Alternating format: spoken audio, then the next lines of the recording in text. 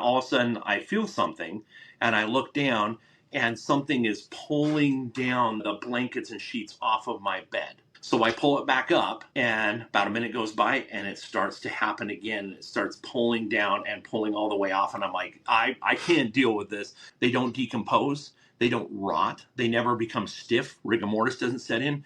And right at the front gate, my first visit, there's a rabbit there, and I got a few photos of it, and didn't decompose at all, ever. It's just weird. In the daytime, on camera, a UFO appears over a cow, and the cow buckles and dies, and then the UFO goes away. Afterwards, once the cow decomposed, it went into this super contorted spiral. Cattle don't do that.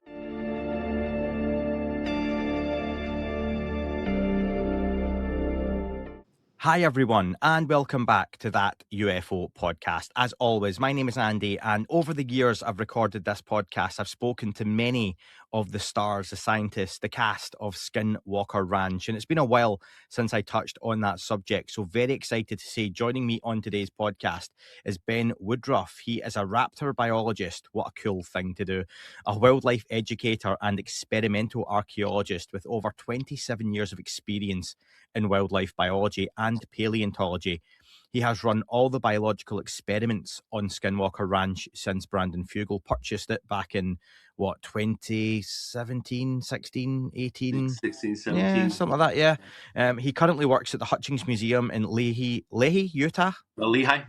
Lehigh. God, I butchered that. And he has published numerous books and articles on raptor biology and wildlife management, and runs several popular YouTube channels focused on falconry, wildlife biology, paleontology, and archaeology. Ben, welcome to the podcast. Thank you so much. Thanks for having me out. I'll be really honest, in the many, let's say 6 years doing the podcast almost now, the anniversary is coming up soon, that's one of the most unique biographies I've read out for a guest, and I have spoken to some amazing characters and people with some really strange backgrounds. So wow, let's get into a little bit on your background and what's kind of brought you to the dance as such. What was your childhood like growing up, and that got you into, again, if you're watching on YouTube, you will see a host of skulls behind Ben from all different shapes and sizes. So tell us a little bit about your background, Ben. So I've been a passionate learner ever since I was a child. I wanted to learn and I wanted to teach. I mean, I remember as a little kid, I got like a nature book and some popcorn for my birthday, and I went door to door bribing people to learn. I'm like, here, I'll give you a bag of popcorn and I'll teach you a nature fact. I mean, literally just everything. There's so many things to learn about, ancient history and biology, and I just gobbled up everything I could. And when I found out birds of prey were, birds are dinosaurs basically, and that you could actually train a bird of prey and build a bond with them and fly them totally free, have them totally fly wild and free and choose to come back to you. I'm like, well, I want to do that. So self-taught, kind of blundered my way into falconry and wildlife education and wildlife rehabilitation, and kind of made a name for myself in that. But then, the archaeology and the paleontology, I wanted to work in those fields too. So, I jumped into those. I worked at tons of museums and worked, in fossil preparation, and worked on paleontological digs and archaeological digs. And what I found is there's so much crossover. The sciences don't communicate with each other. Like paleontologists have their whole, it's all rewritten. Like there's things that archaeologists know that rewrite paleontology, and neither of these fields know it. And so if you broaden your fields, instead of just focusing being, on one area of science, if you dabble and jump from field to field to field, you start to find things that connect that people don't see normally. And that's how I got involved with the ranch. The Hutchings Museum, Brandon was a big fan since childhood of the museum where I work now. And he was like, well, all these weird ranges of fields. You've worked in all these different fields. Why don't you come? This is before the TV show. He's like, why don't you come and do some biological surveys of the ranch and see what you think? And from day one, right at the gate, there was weird stuff happening. It's like, also, I've always been fascinating with the concept of, astronomy and space travel, growing up. But then the concept that of course there's got to be life out there, and if there's life out there, if it's able to reach us, of course it would be interested in this planet. We've got it going on here. We got so much to be interested in. So I've always been open to that. And as a kid, I had a UFO experience of my own that stuck with me my whole life. So I've always been chasing answers. I wanted to, understand what that really was. And it's kind of led me to some interesting rabbit holes to go down. I think, like many of us, you sound like an absolute geek growing up. Yeah. You were that kid, yeah. And this was one of those geek-friendly spaces where I was that kid who went to the library and rented VHS and books on the Loch Ness Monster, UFOs, the pyramids of Mm-hmm. Egypt, and all that kind of stuff. Just like all the cool kids were doing, I suppose. So yeah, and you say you had your own UFO experience growing up as a kid, and take us back to what that was. What happened? So I haven't talked to a lot of people about it, but in recent years I've started to talk about it more. So I was up Big Cottonwood Canyon in Utah in the mountains. My grandparents had a cabin way out there, and it was kind of on the edge of a hill. And I walked out to the edge of the hill, and I looked out, and it's daytime, and there was this V, kind of like a boomerang shape, and it was black, and it had lights going down it, but the impression was one of greenness. I don't know if it had a green aura around it. So like it was just sitting there. So it was maybe 80 feet above me, but it was a few thousand feet away. And because we're on this hill, it was just sitting there pointing at me. And I'm like, Mom, there's something in the sky. There's something in the sky. And they didn't come out. So I went back out to look at it, and it just kind of turned totally silently and moved towards this area that we call Donut Falls, and it just took off, and it was totally silent. It was probably 80 feet wide at the widest point, and the memory is clear as day.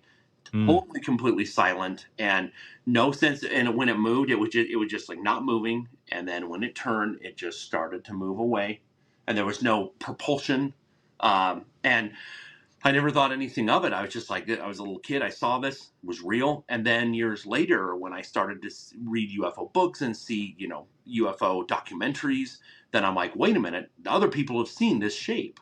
And I brought it up to my parents later, and they're like, oh, that was what you were ranting about? You wanted us to come out and see? I'm like, yeah, it was this thing. So that was, and then in recent years, just like a few years ago, and this one isn't as dramatic, but this one scared me to death. I was doing astrophotography just way in the backcountry, hundreds of miles from anybody, up on top of a mountain. And I was taking some photos of a comet, and I saw this light, and it just came. It was brighter than the space station, and it was cruising fast, and then it just made a right hand turn. It didn't slow down. It was like Tron. It was like, and it was probably like in the stratosphere. It was really high, whatever it was. Yeah. But the laws of physics were broken. You can't even do that. If you take a laser pointer and try to do it, your hand still slows down. It was going top speed and then a right angle turn, and you can't even do it with your finger. You have to slow down. And it scared me so bad to see the laws of physics broken that I packed up everything and left and drove home in the middle of the night, because it's like, that's not possible. Any tangible object would have shattered doing that, going that speed. So those are my two UFO experiences, other than stuff on the ranch, which happens constantly. Which we will get to, yeah. I wonder how many people, when you told that story, tried to do the thing with their fingers without slowing down and the right angle, because you have to stop, don't you, to turn. Otherwise, you're doing like a curve, and that's different. Mm-hmm. How old were you when you had the first sighting? First sighting was, I was probably about third grade. What would that be, like 8, 9 years old, I think, in America. Were you on your own? I know you said you were at the grandparents' cabin. Did they see it with you, or was it just yourself? No, I was the only one who saw. Well, I told my sister. I'm going to have to ask my sister, because I remember going in. She might have come out too. That's long enough ago that I don't remember if she saw it too. But my parents didn't. They were just busy like making us a lunch, and so they didn't come out. They're like, yeah. I'm like, come out and see, because usually I was pointing out birds. Come out, look at this hawk, look at this eagle, look at this vulture. Yeah. And so I'm sure they thought it was something like that. But But I'll ask my sister. She might have seen it too. I'll have to see if she remembers. You sound so much like my little boy who's about to turn 5, who is obsessed with animals, nature, birds, bugs. We took him to a pet store today. He was at this one rabbit for so long. saying he could talk to the rabbit, and yeah, I wouldn't be shocked with him, to be honest. Mm. And those sightings, that early sighting, did that stay with you then through the childhood? That kind of curiosity in anything you'd done, and have you always had that open mind? Yeah, because I've always been open minded, because even if something is wrong or partially wrong, I want to know it. If somebody's got a Mm, story and maybe they interpret it wrong, I still want to hear that story. I still want to understand and make a judgment for myself. You always got to be open to the possibility that you might be wrong, or new information might change your view. So I've always had this curiosity, and Loch Ness monster. I was obsessed with the mm. Loch Ness monster as a kid. Whether it's real or not, it's still fascinating, because even if it's not real, why do we have these stories? Where do the stories come from? Where does the collective ideas about it come from? Same thing, Bigfoot. I have a Bigfoot story, and I don't believe in Bigfoot, but I've seen a bipedal hominid walking through the forest, and um, I got to be open to the possibility that it could be something. Um, so I want to know, I want to understand the best that I can on how the world works, how the universe works, what life really is, what consciousness really is. You got to understand it.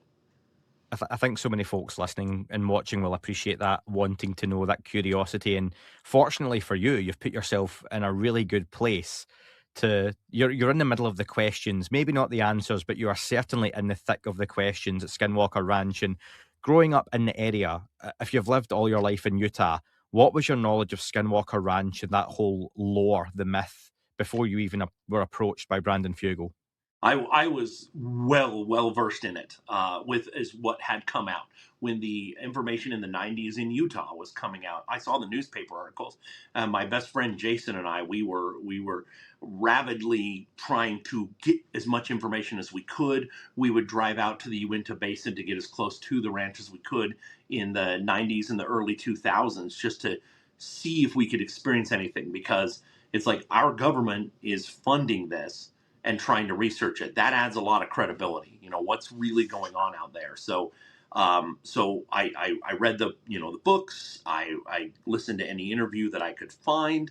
And when anything was on the news, we always watched it, and we would sit by the campfire and talk about it. What do you think it really is? What's going on out there? So then when Brandon bought the ranch, and it's like, wait, it's changing hands. And then when I got the opportunity to come out, it was like mind blowing to be actually go out there, and then you can get your own answers. Anything, anybody, any of your listeners hear from me, it's hearsay. I can give evidence, I can give photos and give data, but I got to experience things there firsthand, and that's what I wanted. I want to know straight up for myself, no interpretation. What did I actually see and experience? I wanted that, and so I've had that chance, and it's been great.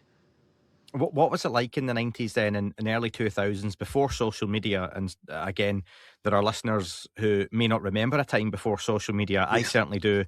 I think I see myself as fortunate that I grew up in an age, late 90s, early 2000s, where I saw the early internet coming in, probably like yourself, Hmm. the advent of mobile phones becoming popular, then eventually social media taking off in the kind of late noughties. And what was the talk about Skinwalker Ranch locally at the time in the 90s? And did you ever see anything, like you say, with your friend? Yeah, yeah. So one of the things that you have to remember is there was, at least in America, there's been in the early 1900s there was super uh, openness to UFOs, and then it went downhill, and there was a lot of disinformation to try to squash that. And as I understand it, like Hanna Barbera was paid to create a character on what was it, Fred Flintstone. It was the Great Gazoo. It was this little green man that Yep. only he could see and nobody else could see, but it was an alien. That's where we kind of get that idea of little green men, and it became a thing to mock. And so that was going on in my early childhood. You mocked the topic of UFOs. Oh, did you see little green men? But then the X-Files series came out, and it was so popular and seemed so plausible that suddenly, socially, at least in my area, people were now talking about it. Like, yeah, there probably is something going on, and so then that bled over to Skinwalker Ranch, where we're like, well, we got some of the stuff going on right here in Utah. So let's. So I remember as a teenager and early 20s, me and my friends, we would talk about this, and talk about the ranch. When my friend and I drove out there, the one thing we noticed, and one thing I have documented since going on to the ranch itself, is the very strange clouds that form just over the ranch. They have pits, they have holes that looks like Swiss cheese. They have all these weird, it looks like coral, something like that. Mm-hmm. And we noticed that too when we were going out there as teenagers. You could get binoculars and look over the ranch, and these weird clouds that form above it, and they still do to this day. I photograph them regularly.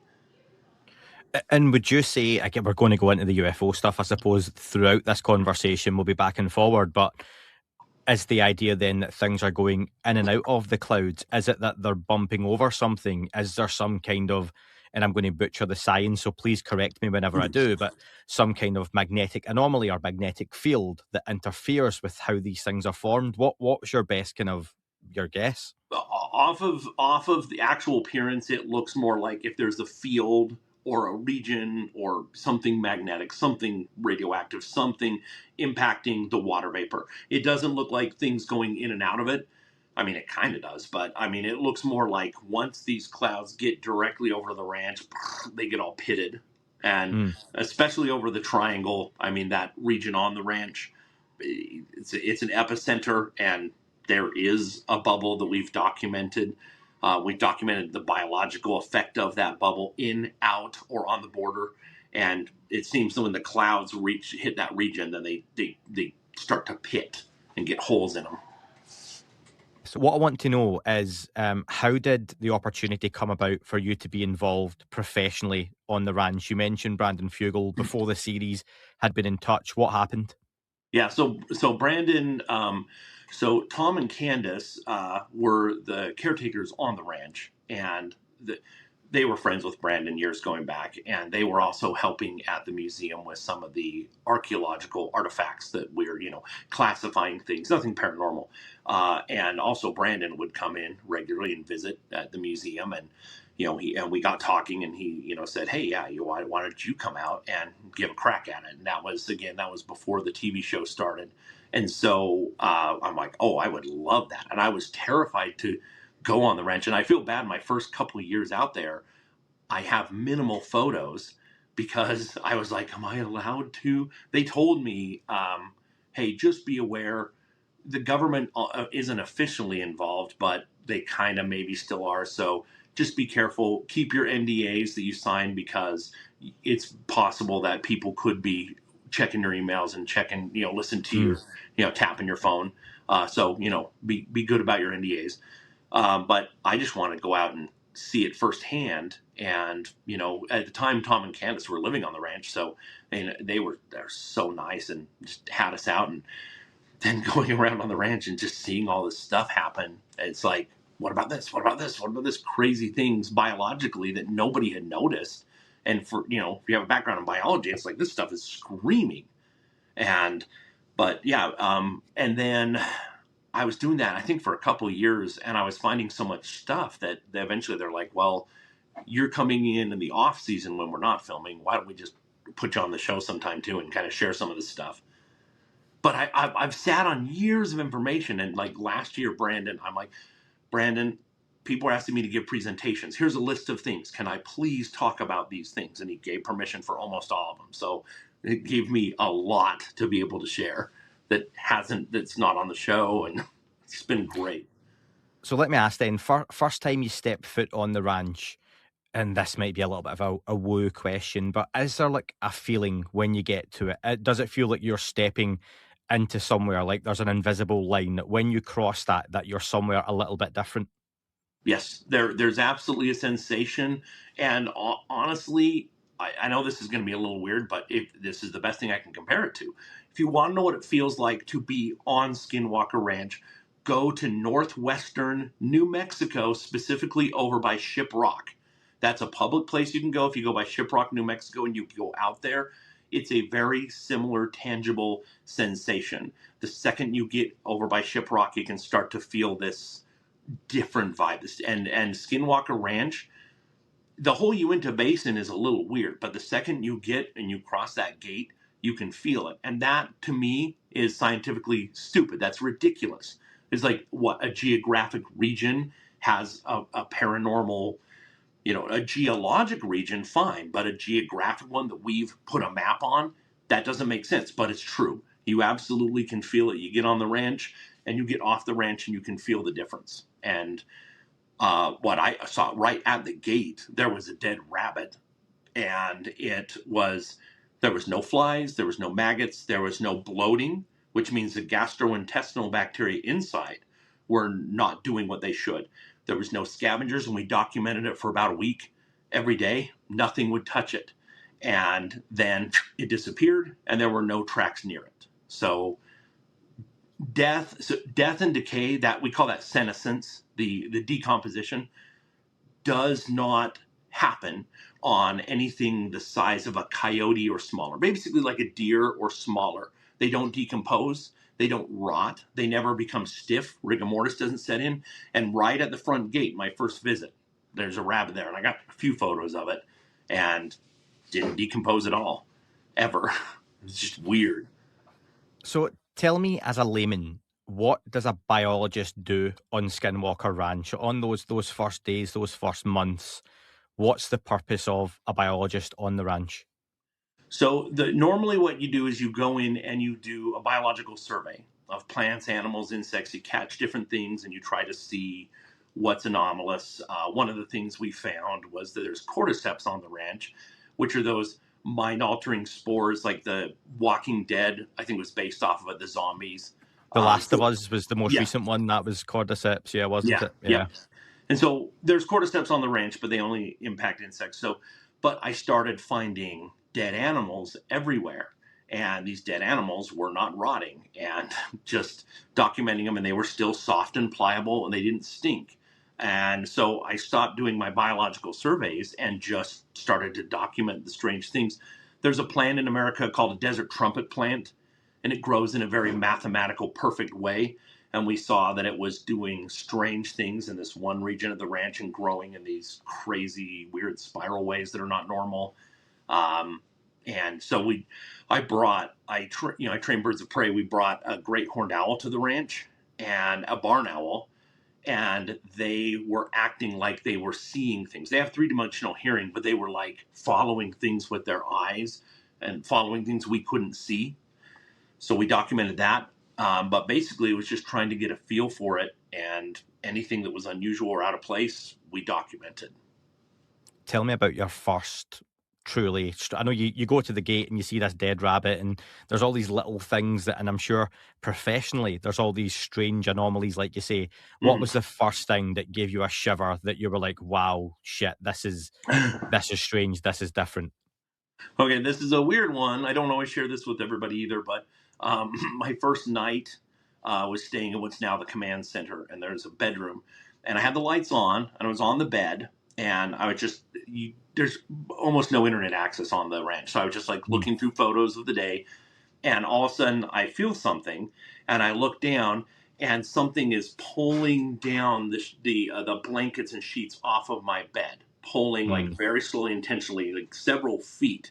And I look and I'm watching it, and I'm like, no, no, no, I'm not going to acknowledge this. So I pull it back up, and about a minute goes by, and it starts to happen again. It starts pulling down and pulling all the way off, and I'm like, I can't deal with this. So I just pull it all the way onto my bed and wrap it in my legs.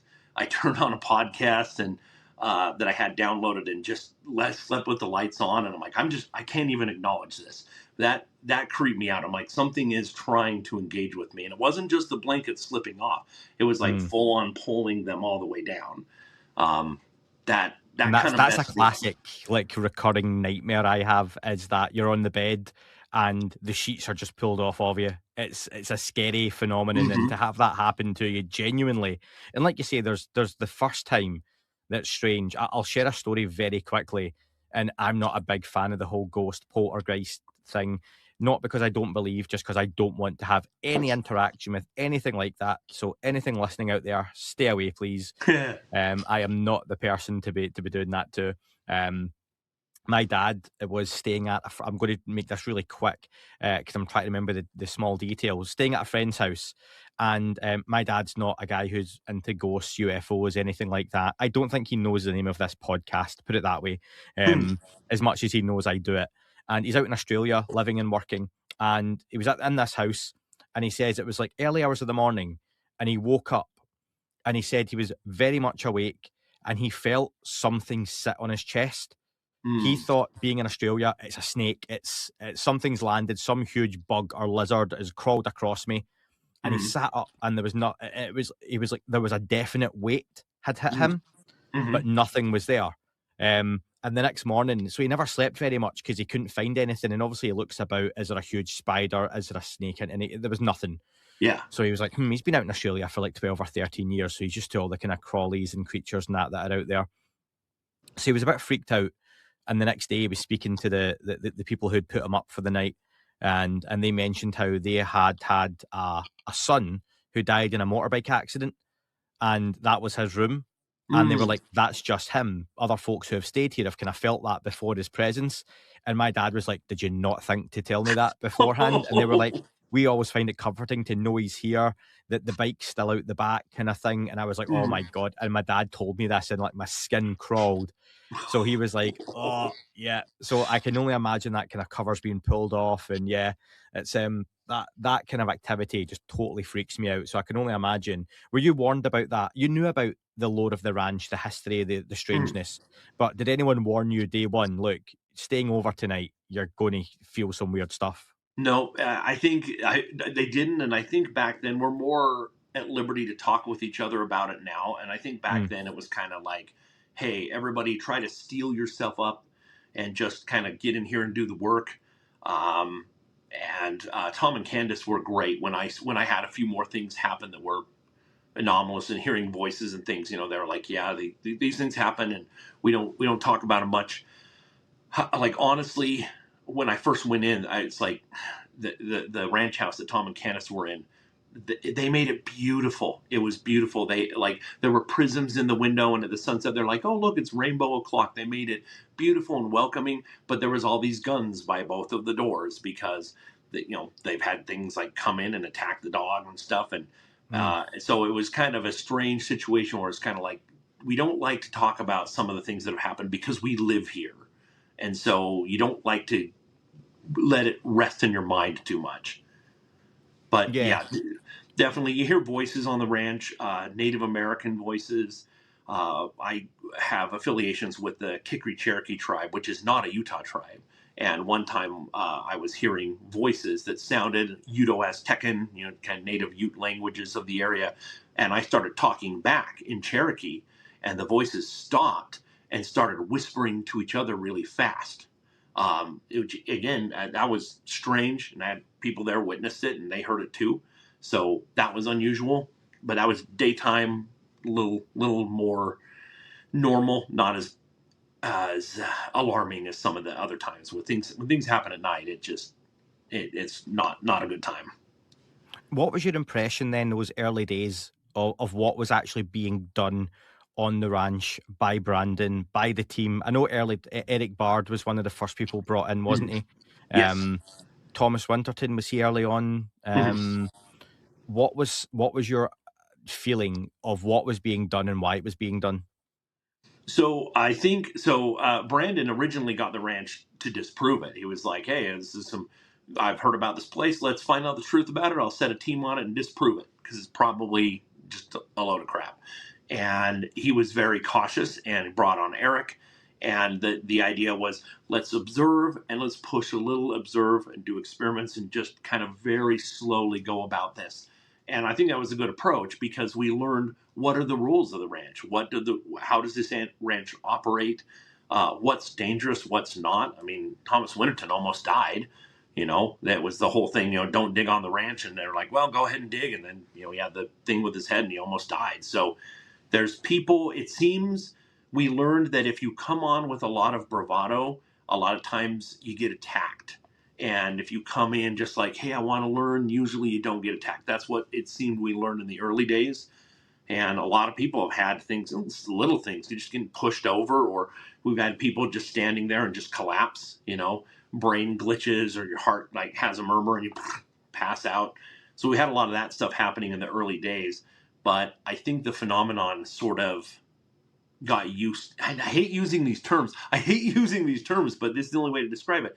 The phenomenon got used to, okay, well, these people are going to be here and they're really going to be testing and things. So so it takes like a trickster approach where it will ahead of time, like it'll show you kind of what you want to see. Come look over here, but it's always one step ahead. It always knows what you're trying to do, and it's in control. It's in total control. But it will show you things.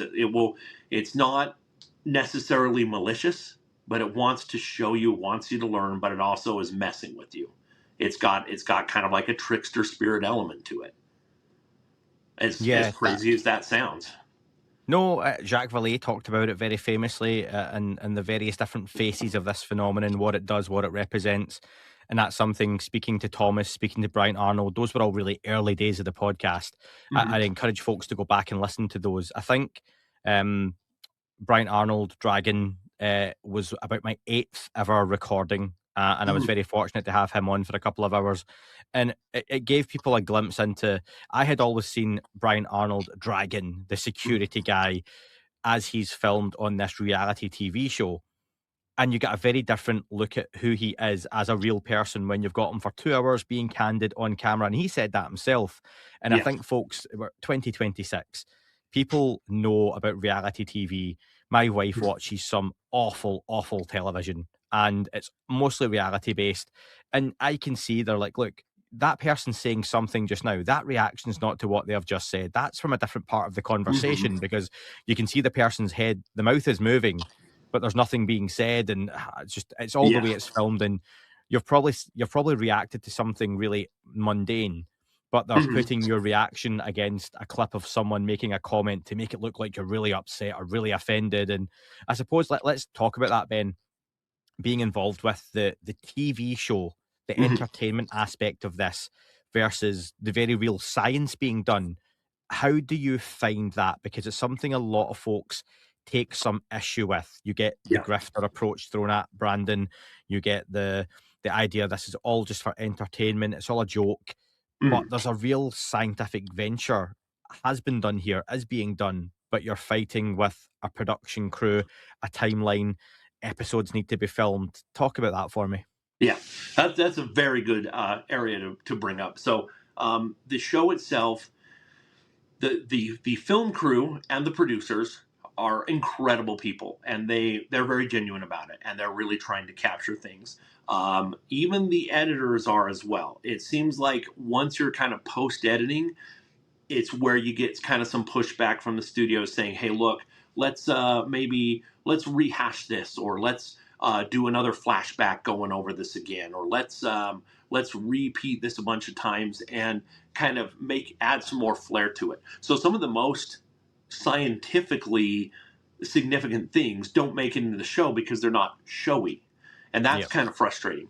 The scientific team is solid. I mean, it is good people, and they're doing good work and good science. And the film crew, same thing. It's not a bunch of pretentious people. I've worked in Hollywood a little bit years ago, and there's a lot of friction on a lot of sets. And all these Mm. people, these are good people. They believe in what they're doing, and I don't like the fact that it is kind of a docudrama, that it is kind of made to entertain as well as educate. But I think it's a good trade-off because it's getting people talking about this. And Yeah. even if you can get past the fact that, well, it's kind of flared up a little, but it's still 100% real. The things that happen on the ranch are real. And we're adamant about it. And if they've ever, in the early days, tried to push things a little bit, then we're like, no, you've got to do this right and have it be honest. We don't want any lies. We don't want any inflammatory things that are exaggerating. So I feel good about that, and I feel good that people are talking about the subject now.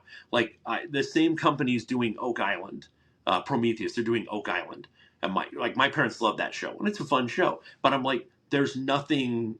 All it is just a bunch of really interesting history. What's going on at Skinwalker Ranch? It's like, are governments involved?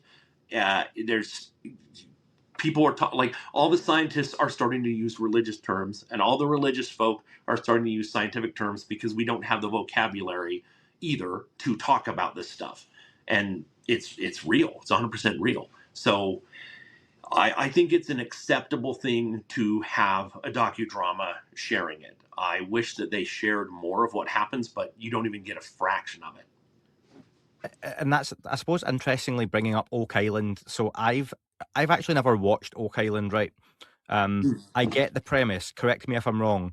These guys are hunting for a secret treasure that may or may not be located in this area known as Oak Island, and it's now been going on for many years. And that's the joke, that they're always hunting for this thing that probably isn't there.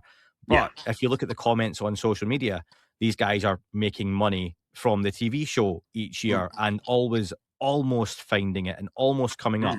So there's a direct comparison often made then with Skinwalker Ranch. It's another Oak Island, because it seems like you say, there's a real science being done. We know about the history with Bigelow on the ranch and in Bass, and the studies that were done. Colm Kelleher, George Knapp have talked about them quite often.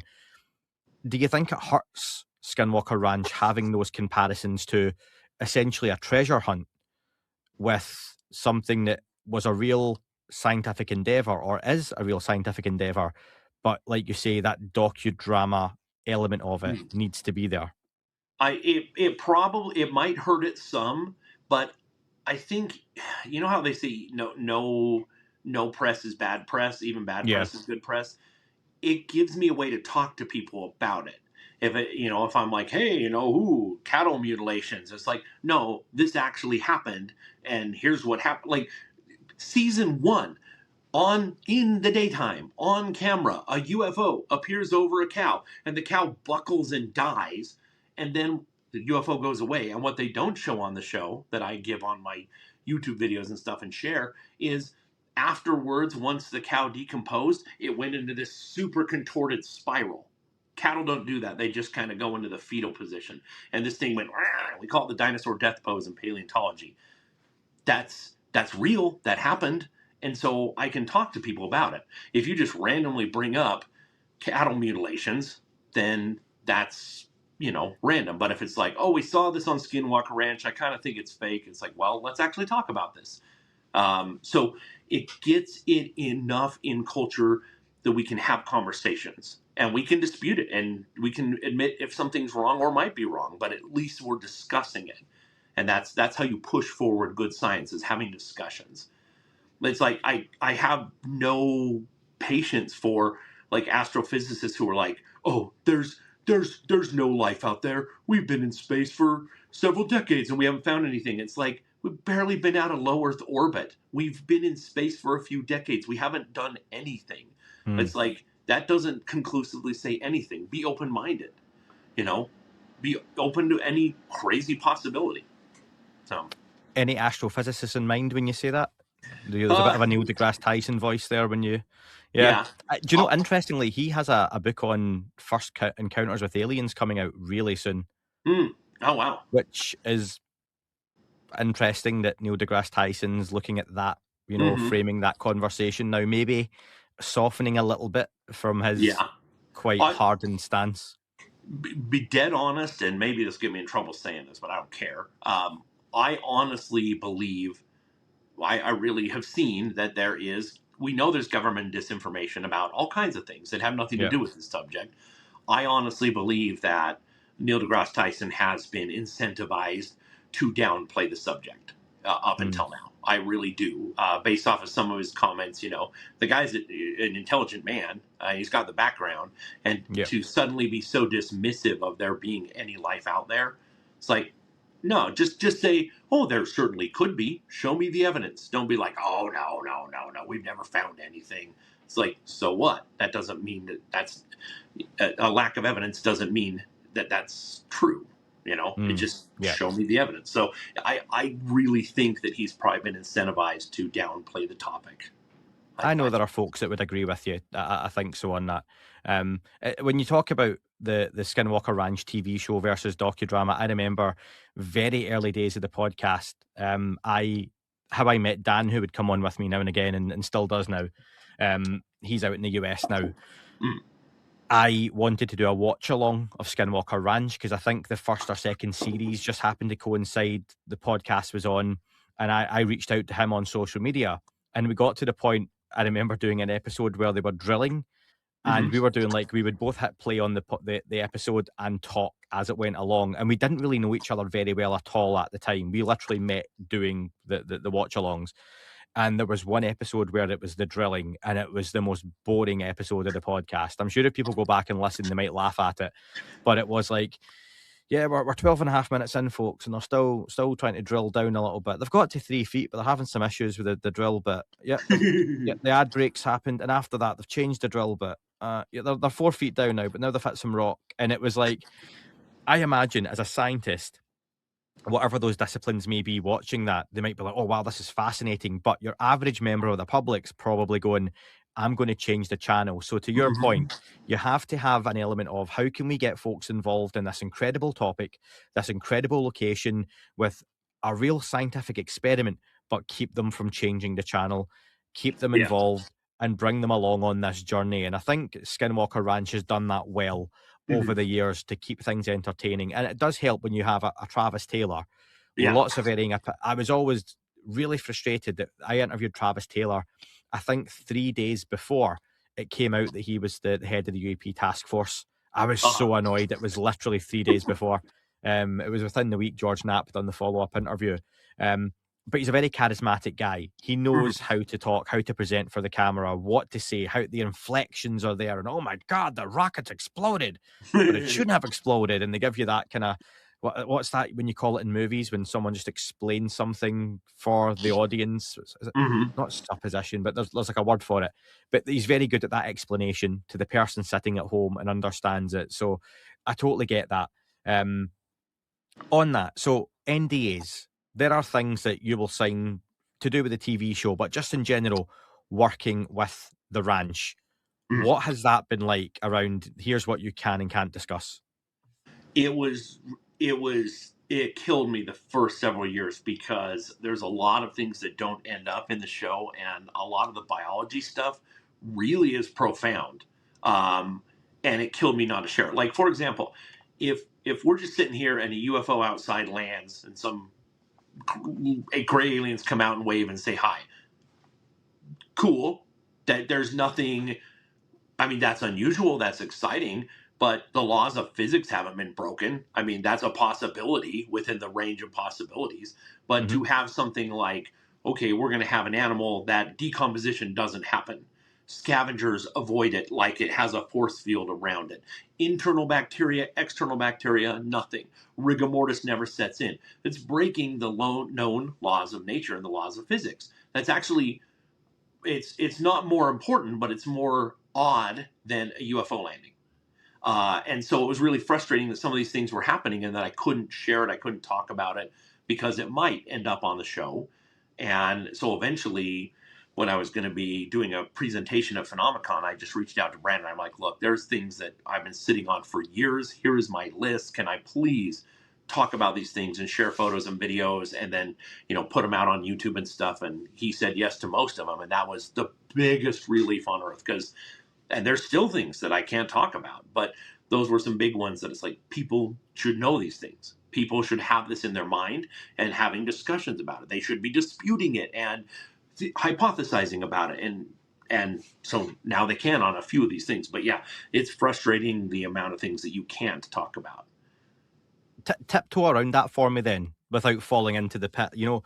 Can you give me an example of something that maybe isn't something you're actually not allowed to talk about? Because when people hear that, that's a real big frustration across the Mm-hmm. UFO conversation, is transparency and NDAs and people at the "it's coming soon, bro." are my sources I need to protect. When people will say, really simply, there's an incredible phenomenon, you yourself, Ben, are using the words as a scientist, Mm-hmm. that there is profound information here, potentially implications, even like you say, from a biological point of view, Mm-hmm. um, that people should know. Is this being protected purely for TV reasons, or are Mm-hmm. there other reasons that you aren't allowed to talk about it? Because those, again, are two very different conversations.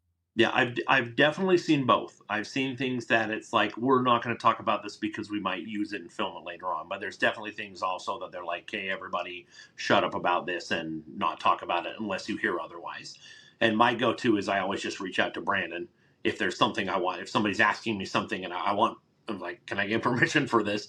Um, but one of the biggies, and I'm so glad you let me share this because they'll never air this for a dumb reason. The story I'm going to share, it happened and it was filmed with personal phones and the film TV crew.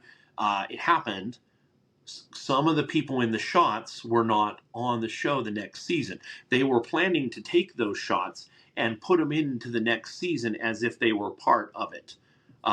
Because they didn't have time to put it in. So, like, we'll just plug this in to make it seem like it happened this year and really happened this year. So, it really happened, but we're just kind of flubbing when it happened. Hmm. And then they couldn't do it. They're like, well, there's people. I'm like, no, this information needs to be out.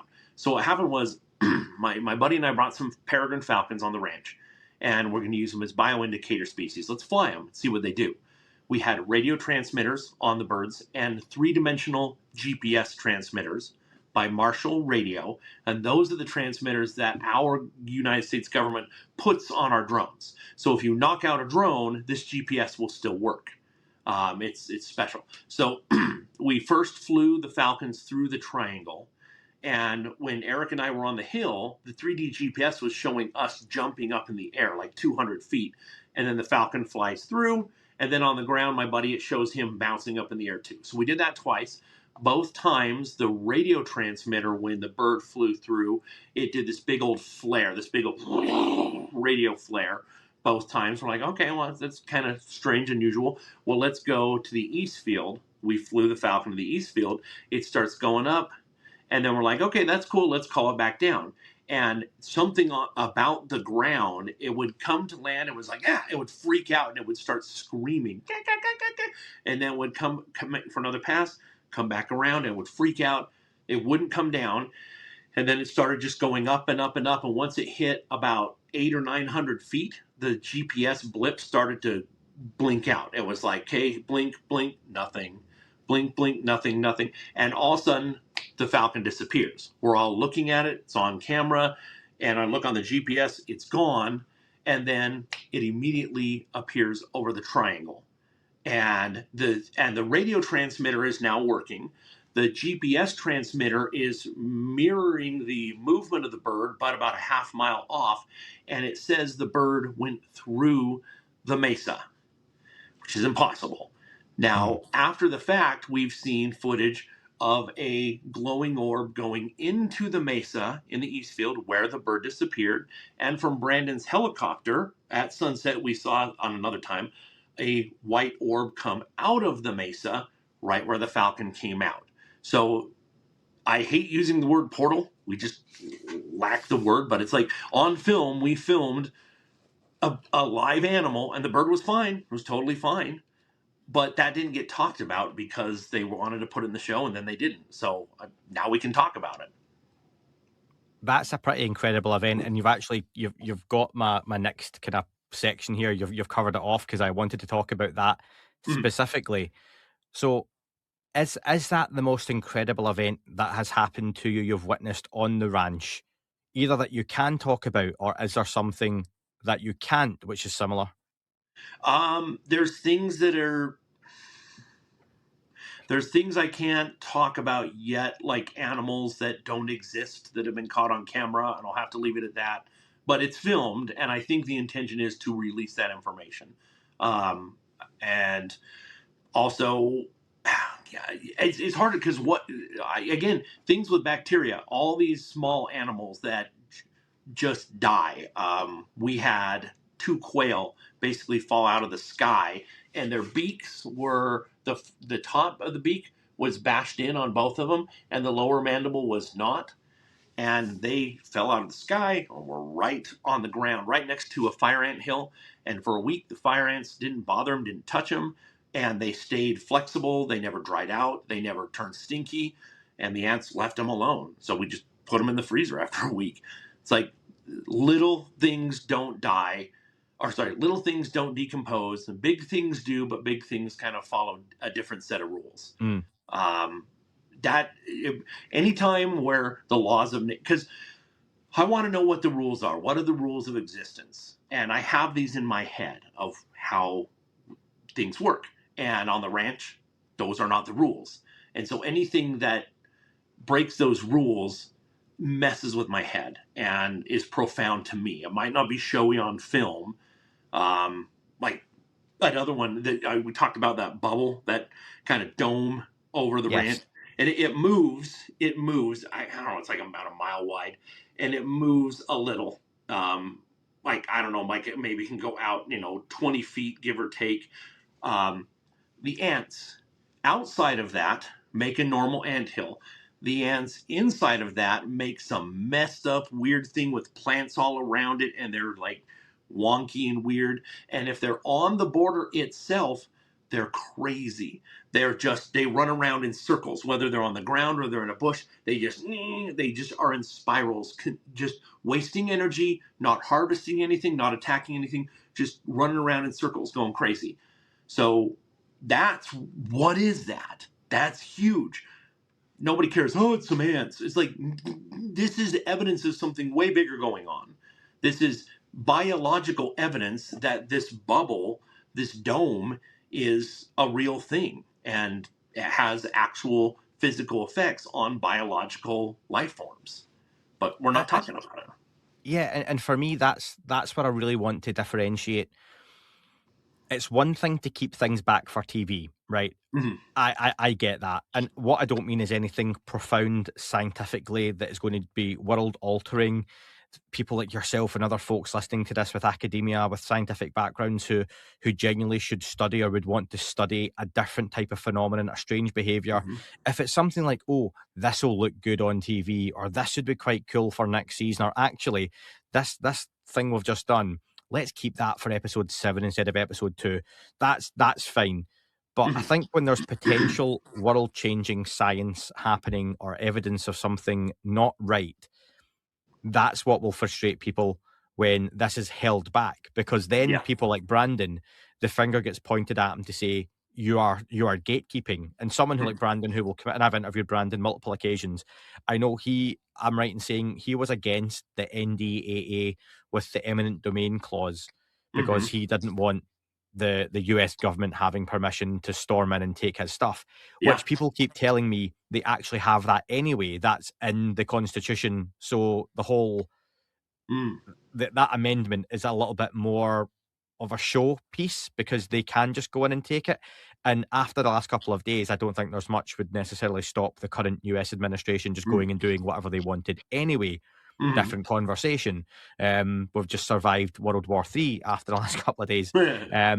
So I think that's the big frustration for folks. That do you feel there is science being withheld, not for reasons that it's going to be shown on TV, but because the government's involvement, or they just don't want this out there?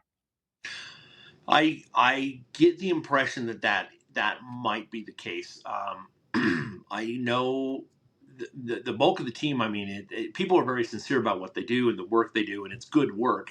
But it is somewhat compartmentalized. So there is not, at least not that I've been privy to. And we talk freely when we're on the ranch. We all would talk freely and we'll share stories. But there's not like a, hey, everybody, you all need to be briefed on this new find because all of your areas of research could be impacted by this new information. That doesn't happen. It doesn't seem nefarious, but it does seem kind of compartmentalized. Again, not in necessarily a nefarious or a bad way, but there's important things that I found out after the fact that get told to me casually in a casual conversation. Now, that might just be just the nature of the operation. It's not a government operation, not officially that I'm aware of, anyway. So it might just be just how things are being run. But I get the impression too that, not everything is disseminated directly to everybody. And Do maybe you there's a good feel reason for that. potentially? Do you feel Brandon Fugel is top of the food chain at Skinwalker Ranch? He owns it, but do you think he then has someone to answer to or people to answer to further I, on? I do think he is. I think he is the top of the food chain. But I also wonder if, with government officials who come in and with Travis and stuff, could there also be other work being done that is kind of, reported back also to the government? It could be possible. Brandon is an amazing man. I know he gets a lot of flack because, like, why aren't you investing all your time on this? It's like he runs a real estate empire that's Mm. unparalleled here in Utah, and he works his butt off. He is so busy. The fact that he dedicates any time to this at all is amazing if you actually follow his personal life. And so he does. He wants truth. He wants to know what is the real truth. I mean, he's seen things on the ranch that are mind blowing himself, and that changes your perspective. So he wants to know what is the truth, and he wants anybody who he has come on to help to figure it out. If the government is more involved in that, I don't know. We have times where, like, our phones get hacked while we're on the ranch. By what or Mm. who? Is that our government? Is that a foreign government? Is that the anomaly? I don't know. Our speakers and our microphones will get hacked. Don't know what's doing that. But you can't help but wonder. I mean, we've had the government fly over and do grid patterns and film us, so don't know what that means. Do you But know, before we move on, there's two things I'll say. One, my frustration with Brandon Fugel, always appreciated the time he's given me for any interviews, is I almost feel he's not playing a character, and this is not what I mean. But the guy I speak to before I hit record for like 10 minutes, who's showing me the Terminator 2 skull that he owned and mhm. the jacket he bought from Keanu Reeves from John Wick. He's a geek. He's a comic book geek and he loves all that stuff, right? And you're like, if I had all that money, I would spend it on shit like that as well. Oh, look, I've Yeah. got John Wick's gun when he fell down the stairs in the fourth movie, and this is, Hmm. that's just cool stuff to buy when you're rich like that. Okay, but I feel when I interview him, the guy you speak to beforehand, when you hit record, he's on. And Hmm. it's anything you want to ask him. He's so professional and so tight with what he says. Yeah. It's almost like the end of every question his answers come with. And you'll have to tune in this weekend, 7, 8 p.m. Eastern, to find out the answer. And it's like, Hmm. yeah, but so he's so on and he's so protective of this thing. Hmm. But I also to expand on what you said before then, what I struggle with and why I ask about Brandon being top of the food chain really Hmm. is with this place being, and I do believe it's truly unique and anomalous. I don't doubt that. Others folks may have their, sit on either side of the fence. Why would the US government let this place go? Why would they not Yeah. have a major military facility built over the top of it? Why would they Mm. not just surround it with fences and stick a hanger over it and say, yeah, we're building some stuff here now? They could throw money at anyone before Fugel even bought it. They could go back to any point in time and take that piece of land.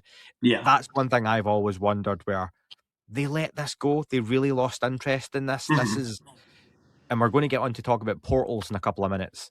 Hmm. But that to me has never quite sat that they just let this place go.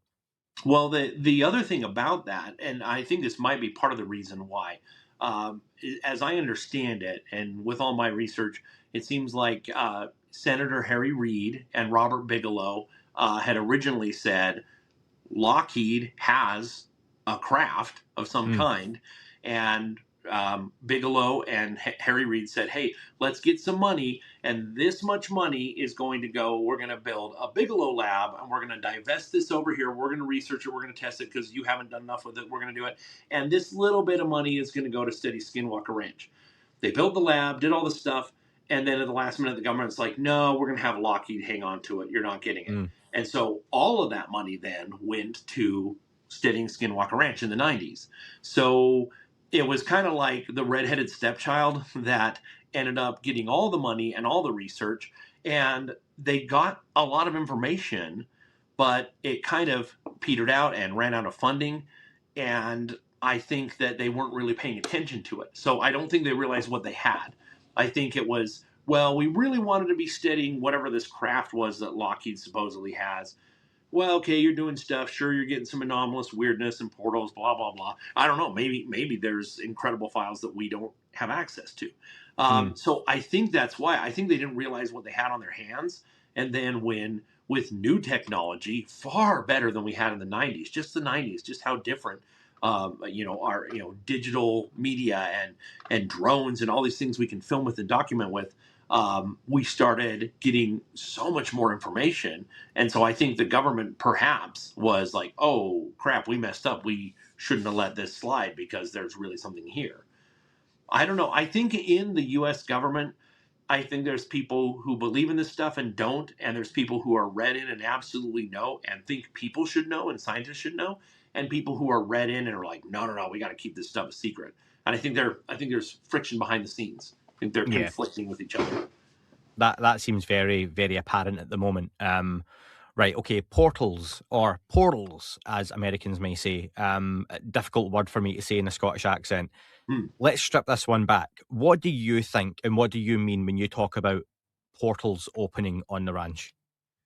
I think the best way to give a visual, because again, what does a portal mean? I mean, is this like a I wormhole? think Rick and Morty style, like Exactly. big whirly soup and That's what I right in front picture. of you. Yeah.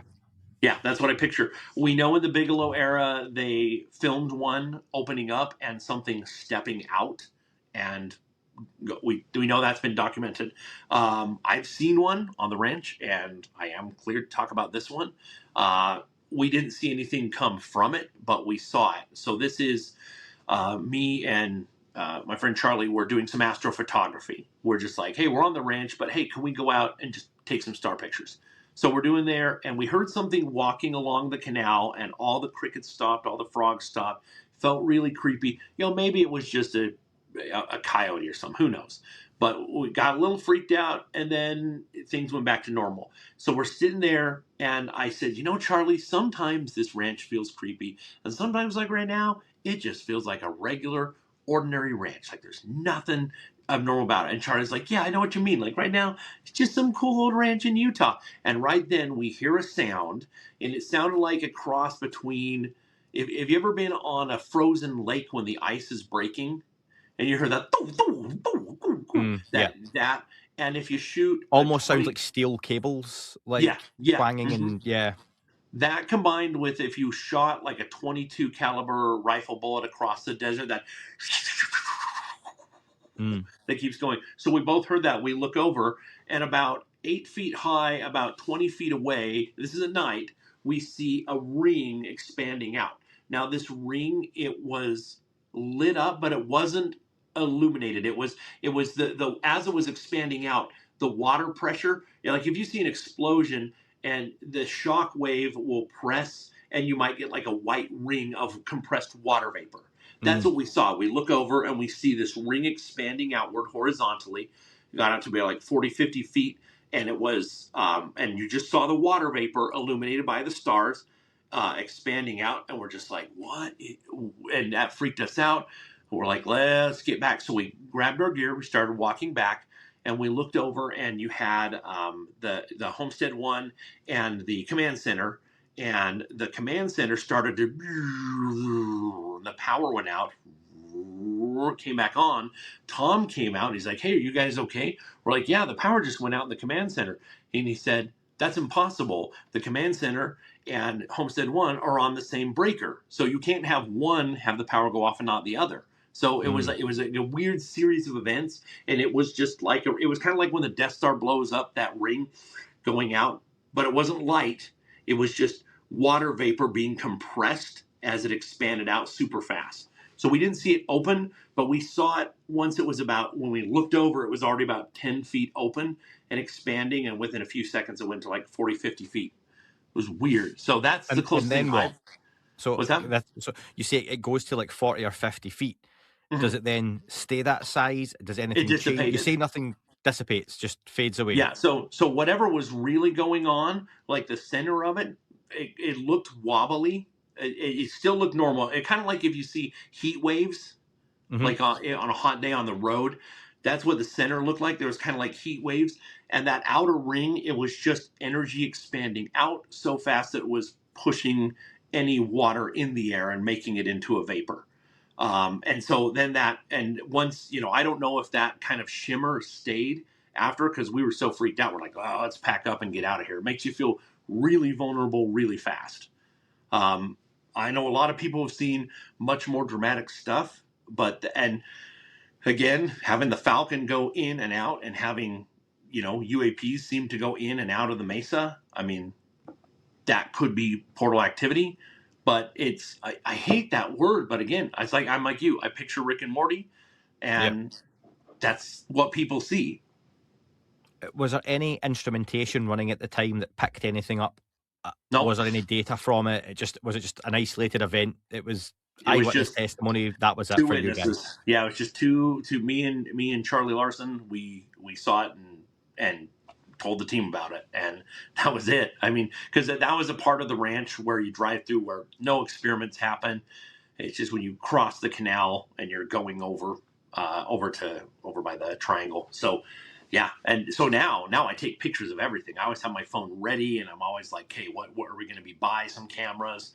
But back then, that was in the early days, so didn't have much in the way of cameras out pointing in that area. And I suppose I'll ask then two point question. Like, what do you guys think you saw, and what is the general consensus amongst the folks on the ranch that these portals are?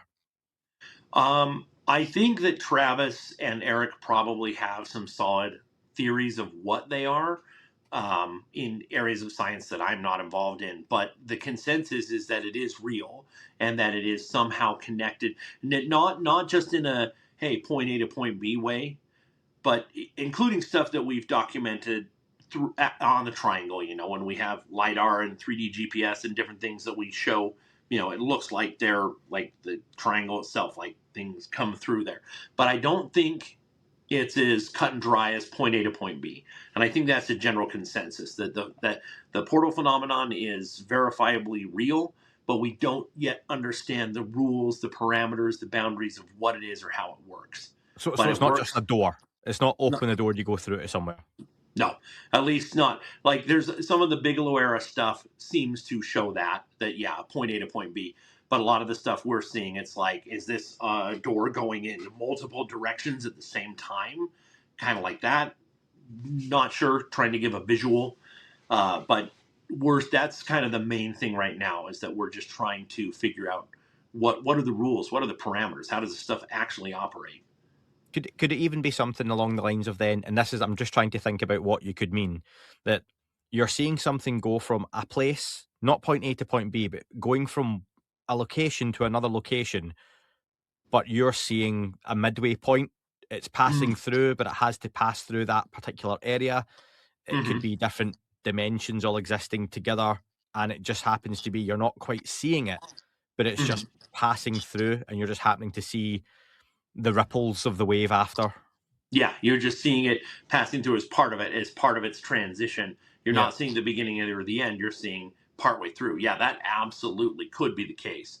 And all the stuff that happens, like we see over that bubble, that dome, we see things that will bounce off of it. Drones can't go through it easily. If you're on the edge of that, and that kind of seems to be like a portal area, that if you're trying to run a grid pattern going in and out with a drone, it has a hard time, and sometimes it can't get through. It'll like look like it hits something. I filmed on my phone like this $40,000 drone, and it's going, and it looks like it runs into something, and then it's like all recalibrating, and it has to go re-land and restart because it looked like it ran into something invisible. It's like, well, that Mm. was the boundary of that. So is that boundary of the dome, the bubble, is that where it seems like that's where the portals happen? But how are they related? Are they the same thing? Is the bubble a big portal, and then when it opens up, then you see stuff? Not sure. But everything they throw at it, I mean, we've had rockets come down, and then they stop in midair at the edge of that bubble. They've got a parachute and they stop, and it's like 30, 40 seconds. It's just kind of sitting there in midair, and then eventually goes through. It's like, what is this region? This I don't know, and it drives me crazy. It keeps me up at night because I want to know what are the actual rules. What are we playing by here? Yeah, and I wonder if we can even know the rules as to Mm-hmm. what's going on. And like you say, if and I've alluded to it, is there a chance you're almost between dimensions, Mm-hmm. and you're trying to work out something that would apply to us in our physical space, but Yeah. you're playing with something else and another's that's all kind of just crossing over at the same kind of point, and it's a bit funky. You mentioned the famous story before about Bigelow. James Lukatsky's talked about this. Colm Kelleher, George Knapp, about the bipedal being coming out the Mm-hmm. portal. There's been all kinds of chatted about various creatures, cryptids, and whatnot. So let's talk about that first. What kind of creatures have famously been talked about being seen either coming through portals or on the ranch that just do not fit? Mm-hmm. So even from the Bigelow days and up to modern days, you hear a lot of things, things that kind of seem like small dinosaurs, kind of like a velociraptor, a Deinonychus, things like that, including the footprints and things being shot. You have a lot of things that seem kind of like a wolf creature, like a werewolf type thing, a dog man kind of thing, where it seems like a canine, but it's bipedal and standing up. You definitely have had Sasquatch sightings there. There's things what did they used to call it? They were when I first started all these things they were telling me about all these animals, and I'm like, that's an ice age animal. They're like, well, I can't remember what they call it. Some giant beaver. They The were Dino explaining Beaver, about it. there was that because Lukatsky brought up, was it? I'm sure it was Jim Lukatsky brought up the Dino Beaver, or it was Yeah. in the Skinwalkers at the Pentagon, and it was one thing that not everyone, but a lot of folks, even those involved in ufology, really jumped on as being a phrase they didn't like because Mm, they felt it sounded so. And bear in mind, this is ufologists and yeah. researchers and folks who are involved in this topic really did not like the talk around Dino Beaver and felt it was diminishing and degrading and just Hmm. not a phrase we should be using. Yeah. And let's see if I got one. Oh yeah, we had them here during the Ice Age in Utah. It's a 300-pound beaver. Okay, it's like a modern beaver. I don't know if I got the skull around somewhere, but there. These things existed just a few thousand years ago in this area. This is an Ice Age animal, and a lot of the animals that they describe on the ranch are what would be Ice Age animals. And so I told him that. I'm like, yeah, there was a dino beaver, 300-pound beaver, like as heavy as a lion. I'm like, wait, there actually was one. It's like, yeah. So then you have to start opening up the possibility of of could there be a portal where you have Ice Age animals like a dino beaver, like a dire wolf. I think I think I'm okay. No, I am okay to say this. I did clear this one.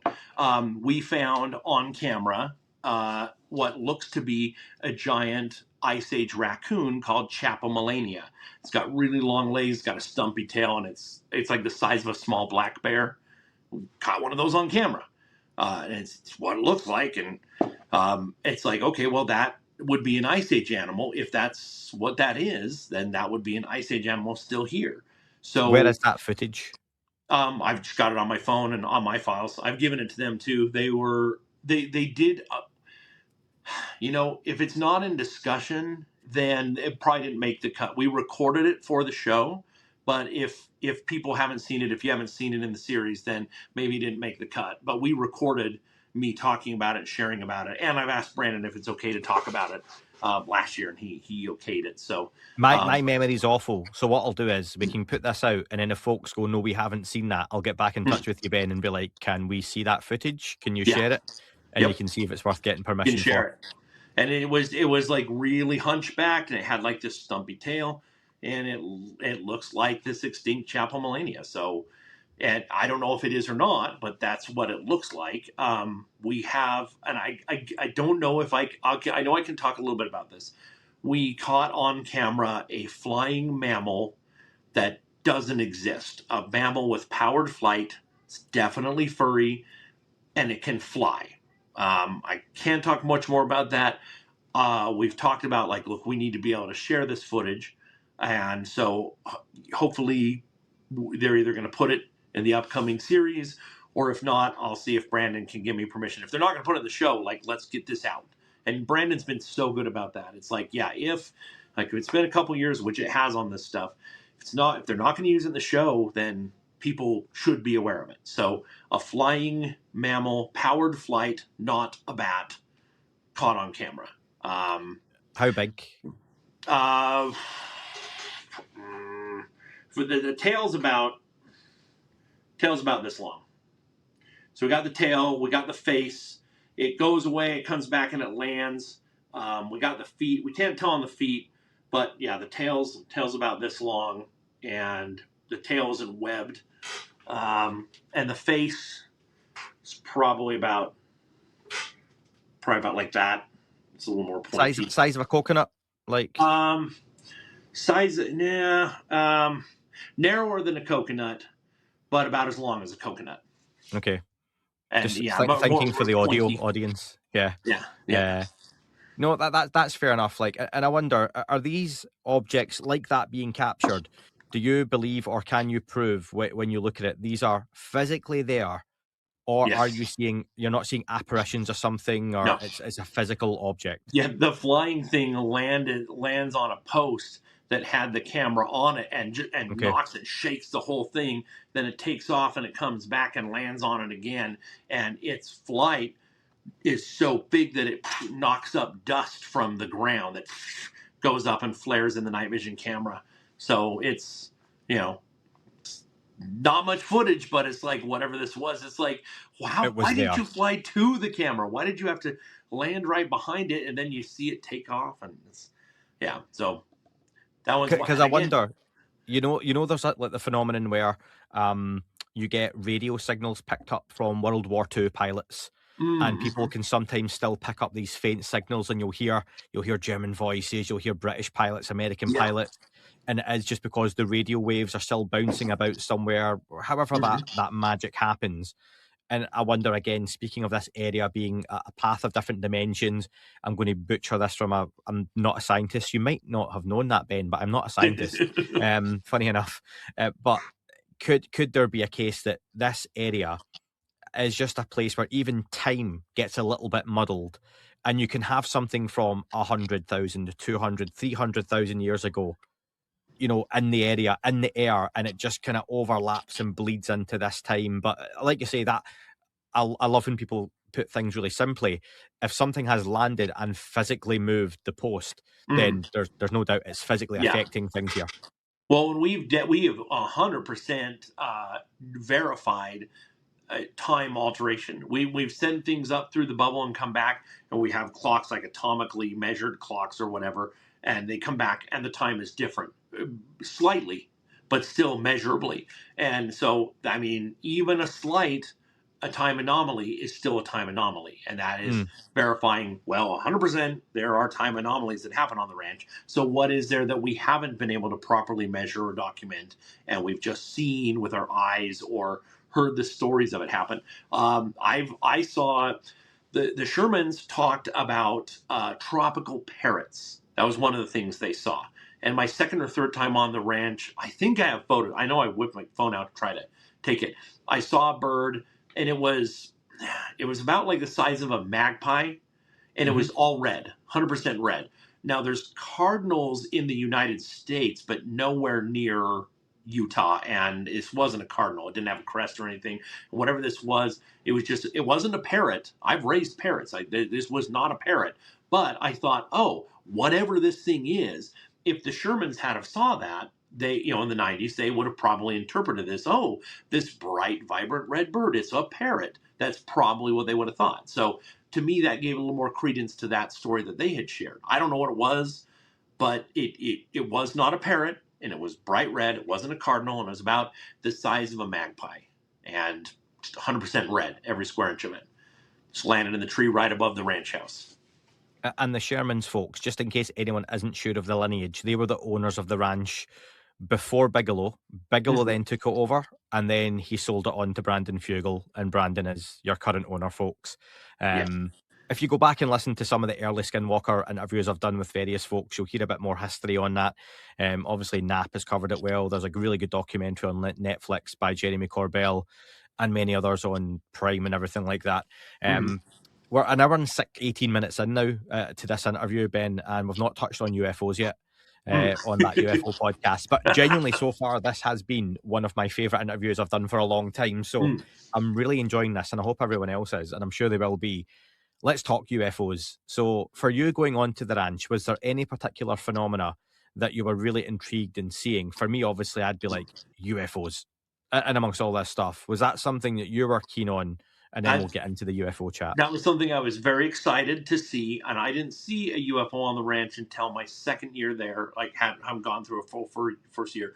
Second year, I started seeing him, and I will be honest, and I hate to say this, and this has got to seem kind of almost hokey to if you haven't been there, but they are so commonplace that it's kind of casual. So like I have one night we had been filming all day in the creek. The creek it's a million degrees in the summer, and the humidity, it's oppressive, and everybody had been working their butts off, the film crew, and everybody's got to it's like a 45-minute drive to Vernal to their hotels. It's the middle of the night, and I look over there and I'm like, guys, there's a UFO coming over here. It was just this white light, and it was super bright, and it was just kind of coming towards us slowly. It was big, and I'm like, should we film it? And they're like, we're done for the day. We're exhausted. I'm like, but UFO kind of coming over here. Yeah. And so I just got out my phone and just filmed, like, I don't know, like 30, 40 seconds of it, because we were just that exhausted. Like, they happen so frequently. So here's the thing. If you were on the ranch and you were seeing UFOs, UAPs of any kind, they're common. They're usually a little further away than one would like to see. But they are moving in ways, they're either hovering in one place or they're moving in ways, day or night, that are anomalous enough to be like, okay, this isn't just who knows what, an airplane or something. It's like, no, it's just sitting there at the edge, or they'll just disappear, or they'll move erratically in ways that are impossible. But they're so common that they don't, like, normally people aren't documenting because people on the ranch are that used to it. If it's in conjunction with an experiment that's being done, then it's like, okay, we're doing an experiment. Oh, now this whatever megahertz is flaring up. Oh, this is responding. And oh, now here's a light that's coming over. That's all part of the big thing that gets documented, which reminds me of like when the nuclear tests you hear, in the early 1900s, when you would have like UAP and UFOs show up almost like they were watching it. Like, oh, what are these angry monkeys doing? Let's watch. Same kind of thing on the ranch. It seems if we're doing a big experiment, they show up. And they're, So yeah. sorry, that's really interesting, right? Because it seems to be a lot of the stuff you've talked about is either it's something physically interacting, you've got strange creatures, you've got portals, you've got things moving from A to B or through A to C via B. You've got the mesa, there's lights, there's all these biological effects happening, things that can be studied. Yet UFOs, whenever it comes to Skinwalker Ranch, almost they also seem observational. Mm-hmm. So they're watching what's being done on the ranch from a distance. They don't seem to necessarily behave in the same way that a lot of the other phenomena does. Is that fair? That's fair. That's fair. And if we're talking about all this stuff, this is what anything that you talk about on the ranch independently, it's like, okay, let's say Bigfoot's real. Okay, who knows? It could be this, it could be that. Okay, let's say UFOs are real. Okay, let's say there's weird phenomenon where animals don't break down, don't disintegrate, don't rot. Okay, what do these things have to do with each other? That makes absolutely no sense. There's not even a good hypothesis. What is a skunk that didn't disintegrate for 3 years? Eric and I documented 3 years it sat there. It looked like a taxidermy mound. It was just sitting there smiling. And then when we finally filmed it and documented it, the next day it's gone, and a tuft of its fur is wedged up on the ranch house on the side. It's like something took it in the night right after we filmed it. After 3 years, these things, I don't see how they correlate, but they do somehow. And I am at a loss to even speculate how they could be related. And maybe they're not. They've got to be, but maybe they're not. These weird cryptid creatures appearing and these UFOs appearing and these portals opening up. Clearly, they've got to be connected. But you got to be open to the possibility that either they're not or that some of them are slightly disconnected in ways that we don't understand. Like maybe there's just some weird side effect of the ranch that makes small animals not decompose that has nothing to do with the UFO showing up. But it all seems to be related. And I get the feeling, Ben, that the UFO phenomenon, the more I've done this podcast and the more the conversation has changed over the last, I mean, to be fair, since 2017, some folks Mhm. like saying that, some folks don't, but the UFO conversation changed. The topic changed in 2017 via the New York Times Yep. article, Cooper, Blumenthal, and Kane. Okay. Um, it just seems like there is now, for me, you can't really argue that there are multiple different phenomena that are UFOs, i.e., types of craft that aren't necessarily carrying out the same functions or related. I don't see what's interacting with the US naval fleets that are nuclear powered. These Mhm. tic tacs and orbs are the same phenomena that are abducting people in the Midwest United States, Mhm. or are the same phenomena that are hovering around over Skinwalker Ranch. They seem like different types of phenomena. Some of Mhm. them seem very, very practical, and they have a job and a function. Others seem reactionary. And more, so much of this phenomena to me seems like almost whether it's some kind of defense mechanism, almost like the planet's a body and these are like the antibodies that are sent out when there's some kind of threat or Mhm. something might not be right. And that for me would make sense with the whole nuclear connection, like That could when you be, yeah. mentioned those nuclear tests, where the planetary defense system goes, wait a minute, this isn't good for me. Mhm. Out you go. You know, you've Well, got and all we don't these. even know. Like, we don't know when you split an atom. Like, there's been experiments that both parts that like are still aware, to, even if they're separated. It's like Mm, we don't know. I mean, you could be causing ripples in the universe by splitting an atom, and we don't know mm. that. I mean, I'm sure if if we got nuclear scientists on, they would explain this and that and this and that. But I mean, still, there could be impacts to that sort of thing that we don't know. I mean, atoms function effectively like code. For the people who say, "Ah, we're on a simulation," well, okay, then atoms are the code, and if you build them and you just have energy go through them, they all carry energy. But if so we don't know. So I mean, it could be as simple as hey, this is the planet looking out for itself and saying, hey, they're doing nuclear testing. Let's go check on them. Let's see what's going on. And it could be, whoa, these angry apes on this planet are splitting atoms. That's bad for everyone everywhere in the entire universe, for all we know. Do you It's remember hard to the say. Magic School Bus TV show? Yeah. Yeah, I grew up watching like the Magic School Bus and the idea that this teacher could take their kids on a field trip inside the human body, or the dog's Hmm. got a cough, let's go in and fix the dog's cough, or oh look, let's go into this plant and see why these leaves aren't growing properly.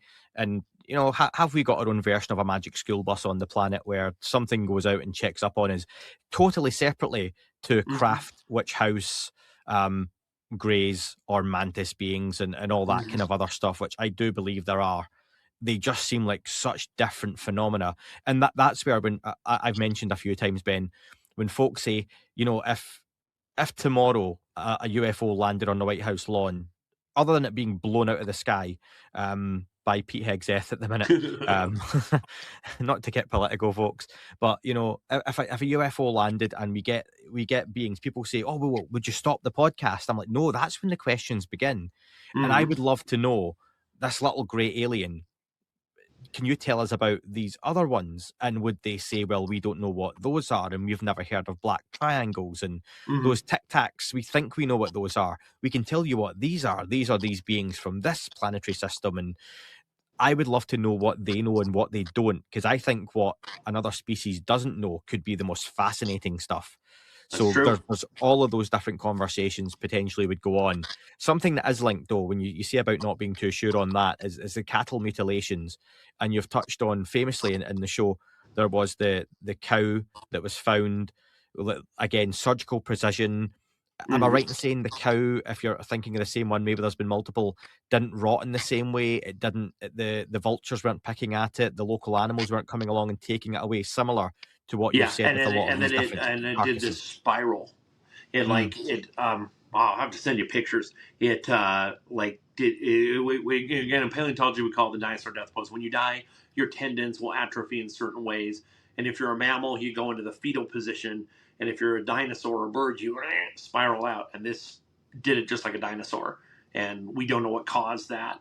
And even on the ranch, like we wonder, did a cattle mutilation almost happen? We were I can't remember which season it's in, but this calf was fine in the day, and Thomas Winterton documented it. It's doing great, and then out of the blue, it starts running in circles, spiraling and freaking out, and its own mother and all the other cattle start backing away from it on either yeah. side, and its eyes were all like whited over. We don't know what happened, what did that. The cow ended up living, but it didn't. It's like we don't know what caused that. It's hard to know, but is that like something that was about to happen and it got stopped? It was scary. How do you have those conversations with other folks who are either paleontologists, maybe archaeologists who you speak to, other biologists, where this is just so out of the ordinary that that's not right? The blood being drained, the Mhm. eyeballs being removed, and it's short of a team of highly skilled surgeons jumping into a field in the middle of the night, performing some strange mutilation on a cow and then leaving the body. Yeah. How do you have those conversations and what's actually going on? What I do is I try to talk, no matter what the field is, or even if it's just a regular person having a conversation about it. I'm like, okay, look, this makes no sense, even from the perspective of, let's say there's aliens from somewhere else coming and they fly over and they're going to do a cattle mutilation. Why not a deer mutilation? Why not a coyote mutilation? Why not a goat mutilation? Why not a chicken mutilation? Why is it always cattle? That is a link. So I'm like, you tell me, why do you think this is verifiable? And I show them file after file after file all over the country. Like, why is this happening? Who's doing this? How are they getting away with it so quickly and having the blood gone? It's like, okay, organs removed, precision cuts, ribs gone, and no blood anywhere on the ground. And that makes no sense. So I put it back on them. I'm like, tell me what it is then. Okay, maybe it's not. It's not occultists hopping fences and like we're gonna come and it's like no, give me something. Give me something real. Give me a real hypothesis. Give me a real theory. Let's talk about this. Why could this or couldn't this or that be? Because I'm like, I want to know the truth. And if it's wrong, if it's not, beings coming in craft, if it's not nuts and bolts like that, fine. Then what is it? You don't get to just dismiss it like that. You can't be flippant. Mm. That's not good science. That's terrible science. To be like, it's something else. What is that something else? Let's explore that, shall we? Yeah.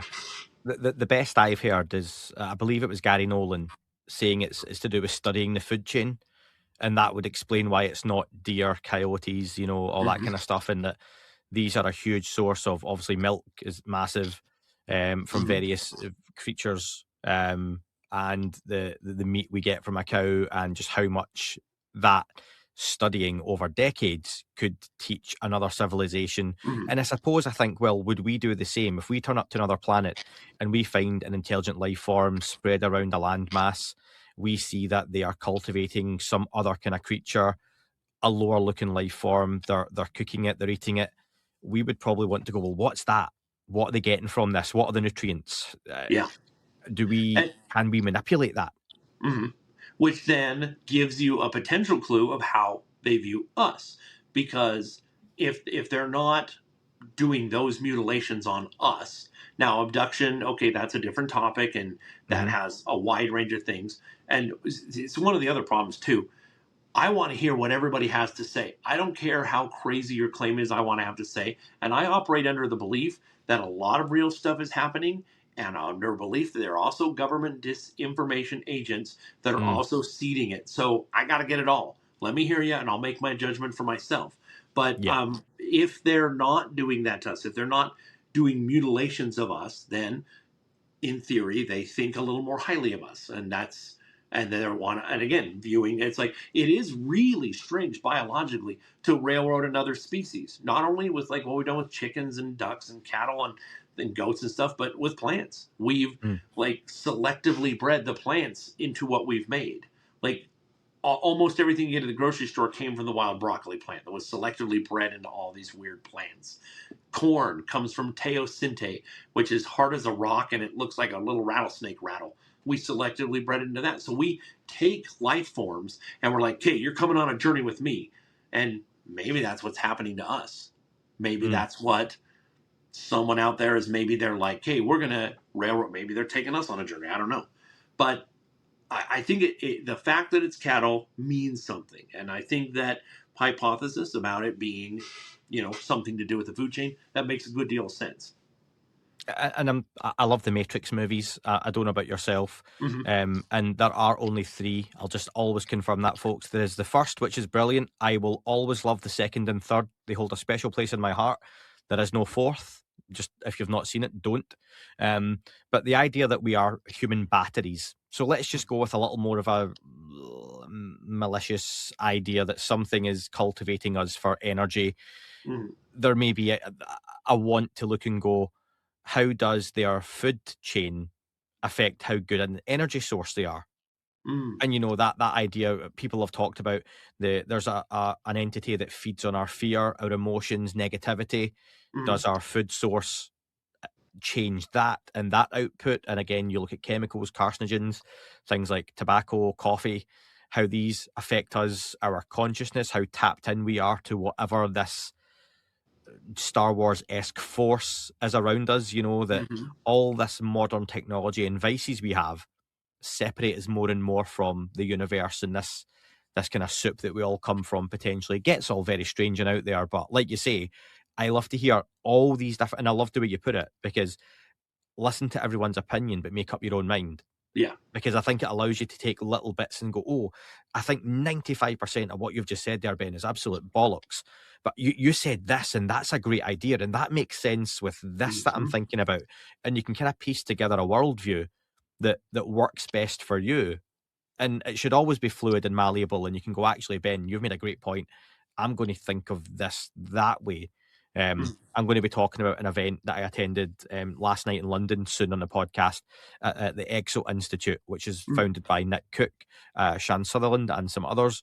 Really interesting. And it's all about catalyzing how I can't remember what the tagline is. I'm going to butcher it, but it's something around catalyzing how we begin to change the way we think, because Mm-hmm. it's not a case of we can't just convince everyone there is a UFO phenomenon, there is a Yeah. psi phenomenon. It's difficult for you, even with proof, to show biological anomalies in plants, the behavior of animals, and all this stuff you have seen and experienced. And it's the idea you can't just tell people, they have to experience it for themselves. Yeah. And short of bringing that experience to them, how do you then begin to seed those ideas? And that's a real barrier we have with all of these conversations and topics. One of the biggest things, I'm going to start wrapping up relatively soon, Ben, because your Mm-hmm. time is precious and this has been great, right? I want to talk about skepticism before we finish off, and how people view the ranch and that work that's being done by yourself and others. Something we haven't touched on yet is the dire wolf situation you Mm-hmm. mentioned earlier. Dire wolves, and this is something so many people got in touch with me about when I said you were coming on.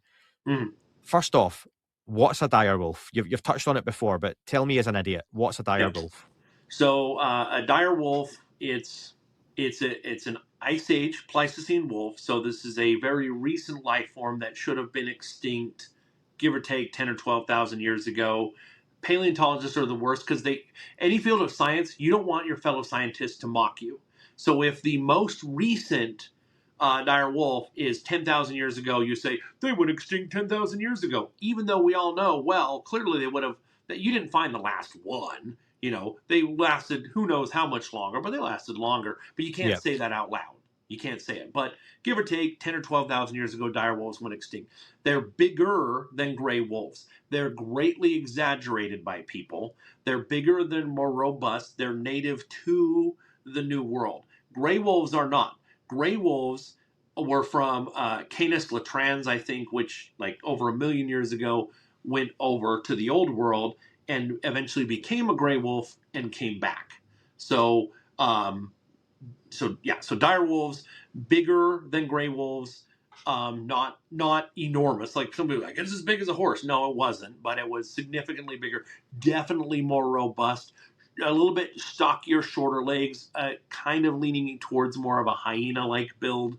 But Hmm. still, you would recognize it if you saw it. You'd be like, "Oh, that's a wolf!" But boy, that's a beefy, robust, strong wolf. Thicker jaws, usually an extra tooth on both sides on the bottom.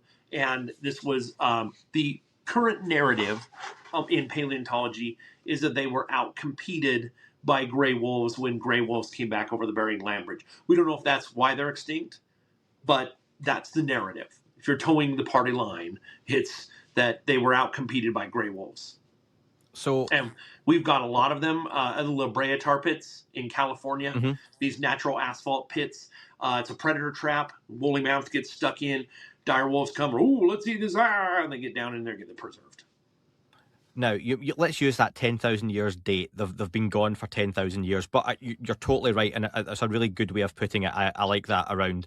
We know because this is the last one we found, but you could go and find one.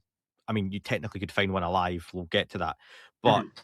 you could find one. Actually, this only died 500 years ago, or you find a whole bunch of them in some cave or something like that somewhere, or a Mm-hmm. different tar pit or whatever it may be.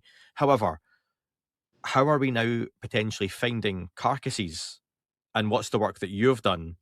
Where was it? What happened? And let's get into that. Okay, so this was early when I was mostly all most of the work I did on the ranch was when they were not filming. And so they were filming a sequence and they were going along Dry Creek doing a whole bunch of other experiments. And they found this rotten carcass and they thought, oh, it's some, I don't know, it's an old coyote or an old dog or something. And it reeks so badly, which, okay, now we have established rules. Big animals like cattle follow more normal decomposition rules on the ranch. Little stuff like coyotes and birds do not. Hmm. But if you're in the water, apparently that's a different set of rules because this did decompose properly in the water. So that's important. Make that note as we're trying to establish the rules of the ranch.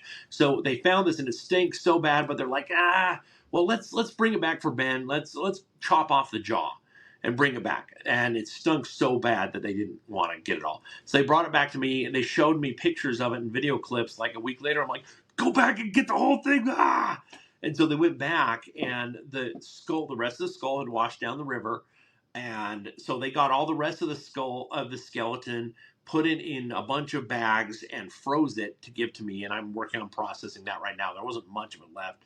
But so I'm like, well, let's do a DNA test on it. The teeth, it's been in water, it's rotted, but the teeth should have some intact DNA. So I took Mhm. the biggest teeth, I gave it to, I don't remember who on the team, and it disappeared. I think, maybe somebody somewhere stole it. It's like, I got the dire wolf from the ranch. And so we got the next biggest tooth and we sent it to Colossal Bioscience. Oh, and I forgot the reason why I was so jazzed up about it was the size, the shape, the robustness, and the number of teeth seemed to match like a subadult dire wolf as opposed to a gray wolf or any other canine. And I'm like, I'm not saying that's what it is, but it matches that. So it's noteworthy. And they're like, well, Brandon said, I have been helping to support Colossal Bioscience, which they're the ones who are, trying to bring back dire wolves and woolly mammoths and stuff. He's like, let's send it to them. So I took that second tooth, sent it to them, and the test came back, and it wasn't at all what we expected. So basically, Colossal Bioscience, they've got shareholders and they've got to keep up a reputation, so you can't say anything too wild and inflammatory. Mhm. So 10% of the DNA was gray wolf, but specifically it was Eurasian gray wolf and Greenland gray wolf. Neither one of those are here. That alone that's newsworthy. Or like Greenland gray wolf in America? Oh, Eurasian gray. Those species don't come in contact with each other, and those two species are not here. That alone should be mind blowing. To a biologist, it is. It's like, wait, what? What? That's impossible. That Yeah. was 10%. The other 89, 90% was they listed as a new wolf. Eric and I were calling it a crypto wolf, but that didn't really take off. And it's not necessarily a dire wolf because they got everything listed. They went through. They've got everything, all of the DNA of basically all the world's canines, like even like Papuan singing dogs, everything. They've got them and they listed it. And I'm like, this doesn't make sense. Whatever this is, it was able to interbreed with a gray wolf, but it's this other kind of wolf that doesn't exist. So on their taxonomic list, they list it as a mystery wolf. Now we don't know, is that because they don't want to say dire wolf because that's inflammatory and weird and crazy sounding, or is it not a dire wolf and it's some new non-existent crypto wolf that science doesn't know about? It's one of those two things. So we've got the pie chart with the DNA test. They did it, and so it was interesting. And again, I love Colossal Bioscience. I'm not trying to rip on them. I support them, and I'm grateful that they did these experiments. But the way they phrased it, they said, well, with this information, we can confidently declare this as being a gray wolf. And you should have seen, we were filming this, and all of us, Travis, Brandon, everybody, Eric, we were all yelling and swearing, not at each other. We're just like, this is bad science. Only 10% of it is a gray wolf. So you got 90% that's saying it's something else. That's what it is. Whatever that 10% is, you wouldn't even recognize that of it. It's 90% something else. And Yeah. so we had this amazing fight and argument, and it was great. And the producers were like, we should have actually put that in because that was so entertaining to watch. And the main producer of the show said, I haven't felt this alive on this program since season 1. This was so fun to see. But whatever it is, again, towing the party line is it's some kind of a gray wolf. But only 10% of it is gray wolf, and that 10% are two types of gray wolves that don't exist in Utah or in the United States.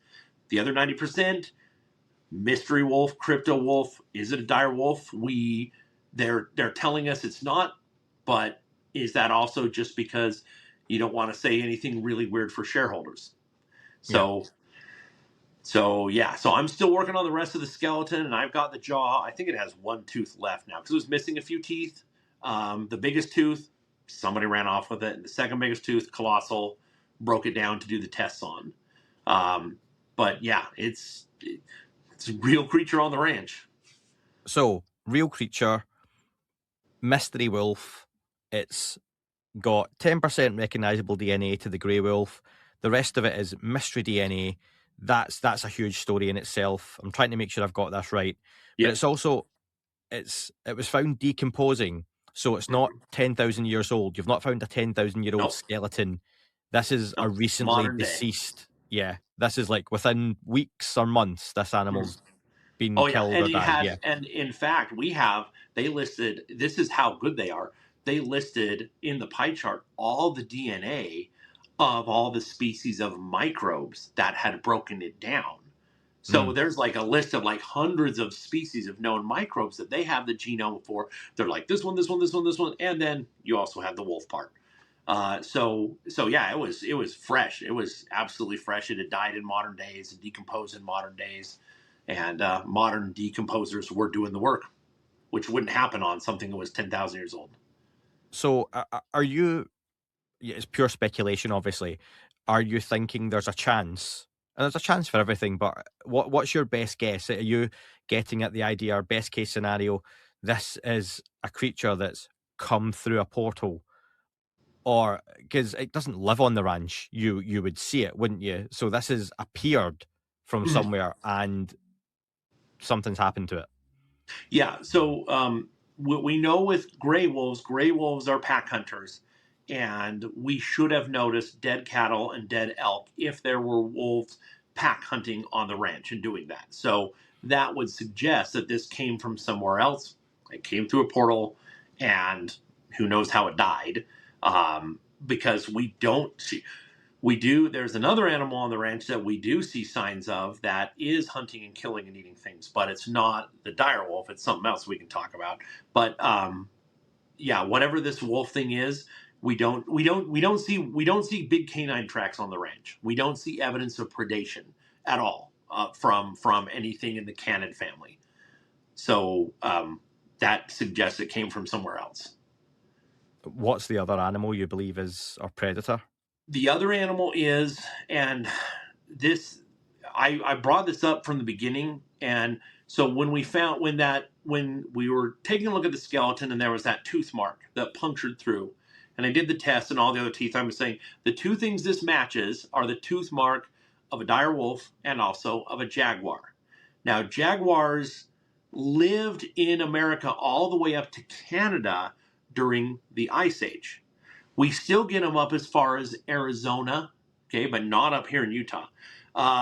So I said that when they filmed it. I'm like, this could be either a dire wolf or a jaguar by the tooth. And they just went with the dire wolf part. And I'm like, well, there's still this other part too. Then a couple years ago, Utah's in a drought. We're in a 25-year drought, and all our game populations are down. And all of a sudden, just on the ranch, all the populations exploded. Magpies, pheasants, quail, ground squirrels, prairie dogs, all these things, turkeys exploded. So that means the thing that eats those is not present. The thing that hunts all those are coyotes. So we started seeing big, giant cat paw prints, and we started doing cat samples, and we found that something on the ranch is killing and eating coyotes, raccoons, and anything that does that. Like, a wolf won't eat a coyote. Wolves, okay, you wouldn't eat a chimpanzee, right? It would seem weird. It would seem kind of, you're a little too closely related. I'm not going to eat a chimpanzee. In the same way, wolves kill coyotes, but they don't eat them. They're your Okay. competition, but you're a cousin. This is killing and eating coyotes and raccoons. I've done the scat samples, and we have the hairs, and there's coyote guard hairs through these things. So it's killing and eating coyotes and raccoons mostly hang out in the water. Jaguars hang out in the water and hunt from the water. So I was putting this out there. I'm like, could there be a jaguar on the ranch? And if there is it somehow a modern jaguar that came all the way up from Mexico? Or is it another Ice Age animal, like the dino beaver that came through a portal? Well, then Caleb told me on the ranch, he's like, hey, just off of the ranch, I had a friend, and her daughter saw this cat. And I saw the footage, and I've got it. And it is a big cat. It's got a big old bushy tail. It's got a shiny pelt. I went back and measured the bushes in the area. It's a black jaguar. It's probably a female based off of the size, but it's a black jaguar, and it's following out from the same canal that comes out of the ranch. So it's like a mile away. It's like, okay, this should be in the news too. Black jaguar sighted in Roosevelt, Utah, but nobody's talking about it. So 100% sure that there is a jaguar on the ranch. Is it from the ranch? Is it from a portal? Is it from the past? Is it a modern jaguar? Is it a prehistoric jaguar? We don't know. We have it on film, daylight. She's just filming it with her phone. And I've been to the site and measured it too. So that's kind of another very strange animal that I think we should be talking a whole lot more about. Yeah, there's a lot to fit in though, and that's the issue with Skinwalker Ranch, is what do you give airtime and what do you not? Yeah. So listen, skepticism, let's talk about that then, because we've obviously had a conversation now for a long time around, I say believers. I don't think belief should even be the word here. You've experienced the ranch, and that's something that you can't take away. I haven't experienced the ranch, but I've spoken to enough people, I've read the books, I've watched the documentaries. Something's going on, not just something, lots of things are going on there. And that's what fascinates me about Skinwalker Ranch. What do you think, though? Let's be fair, because there are many folks enjoy listening to this and watching this for a balanced view. Is there anything that you believe skeptics get right about Skinwalker Ranch? Let's see. So I'll preface this with, I say, don't be a skeptic, be skeptical. Yep. A skeptic is the same thing as being a determined believer. I believe. Well, no, don't be a skeptic. because then you've already made up your decision. Be skeptical. Be like, I want to see evidence, and I'm going to weigh it out, and I'm open to having my decision and my view change. That's fair. Yeah, That's good that's science. fair. Skeptical. So I will say that humans love a good story. And so I will say, especially in the Uinta Basin, I think a lot of the stories and things people say, I think they really happen. And, I've seen the video footage of some people who shared me in the Uinta Basin near the ranch. So this stuff happens. Um, I don't think people lie about it. I think that they might embellish. This thing was like, if you see, like, I always say this with owls. Okay. I mean, I was doing a show earlier today with my great horned owl. Great horned owls stand, like 2.5 feet tall. But if you see one on the side of the road unexpectedly and it flies up, people always tell me, I thought it was 5 feet tall. No, it Mm. wasn't. It stretched out to 4 and it flew off, and you were excited and shocked, and your mammal brain said 5, 6 feet tall. It wasn't. So you're exaggerating, but you're not meaning to. Yeah. You're sharing the gravity of the experience. So I know a lot of people who have told me a UFO story, and they show me the video, and they're like, this thing was 40 feet wide and it flew 100 feet above. And then you see, and you're like, okay, well, no, this is real, but this is like a half mile away. This isn't right over your head. But it was so whoa to them that they're sharing their lived experience, but they're unintentionally exaggerating. They're not lying. They're just, when you look at the actual experience, it's like, okay, it was further away than you said. Or maybe it wasn't as big as you said when I look at the actual footage. So, but be skeptical. It's okay. I don't want to be duped.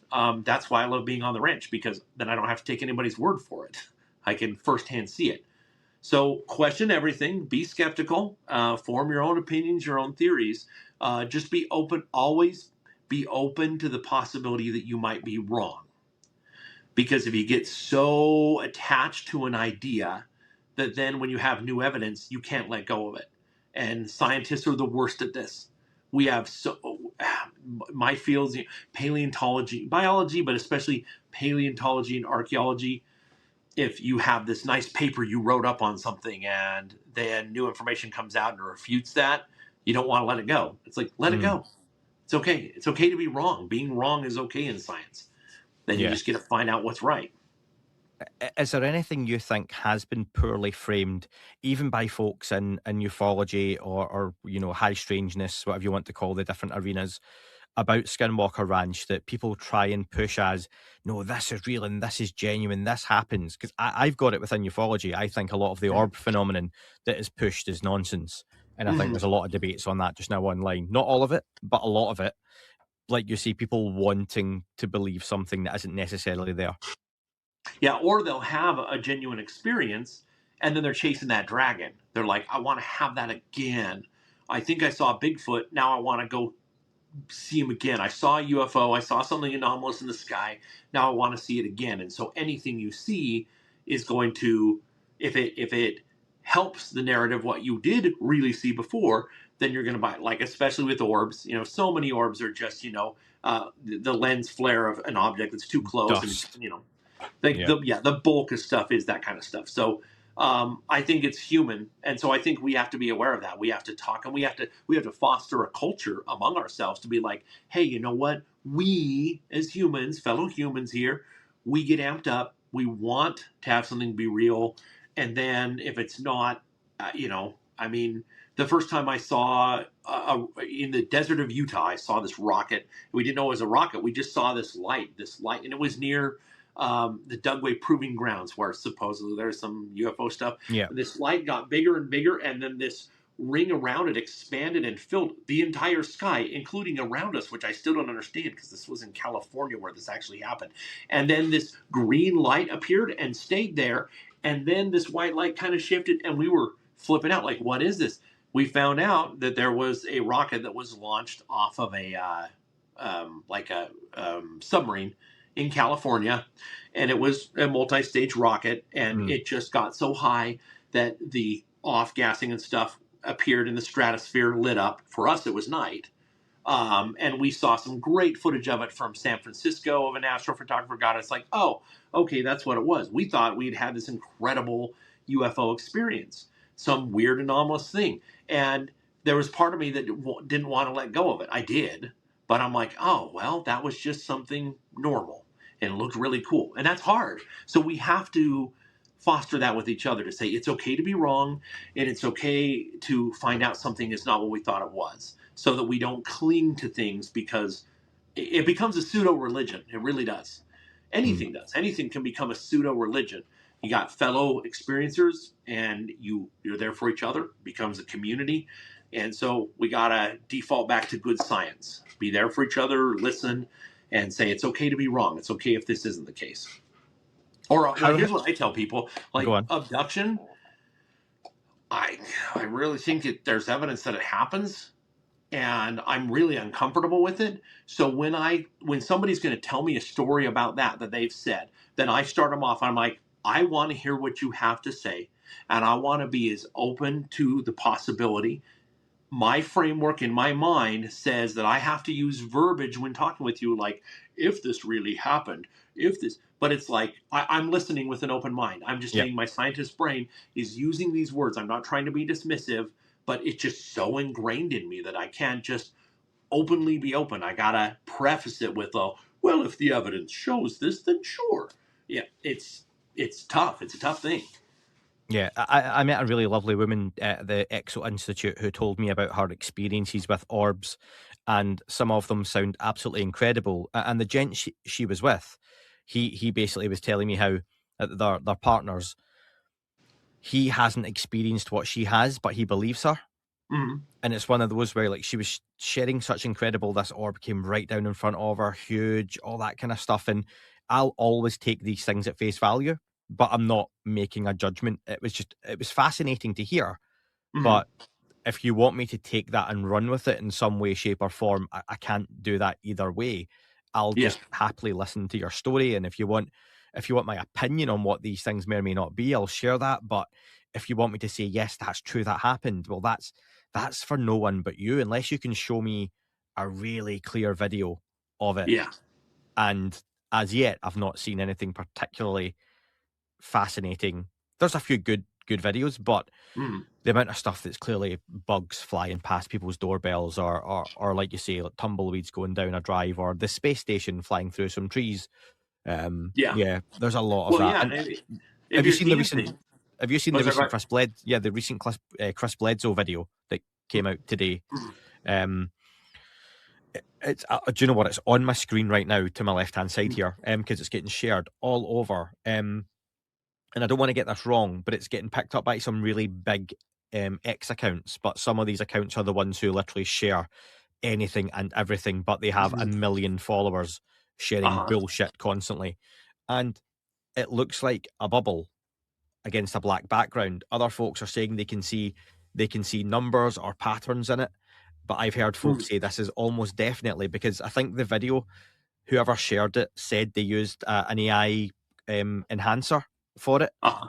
So other folks are saying it's just a fisheye lens filming a Mm-hmm. bubble against a black background. So you're Mm-hmm. seeing like the image of the room that it's in, or the camera, or whatever it might be.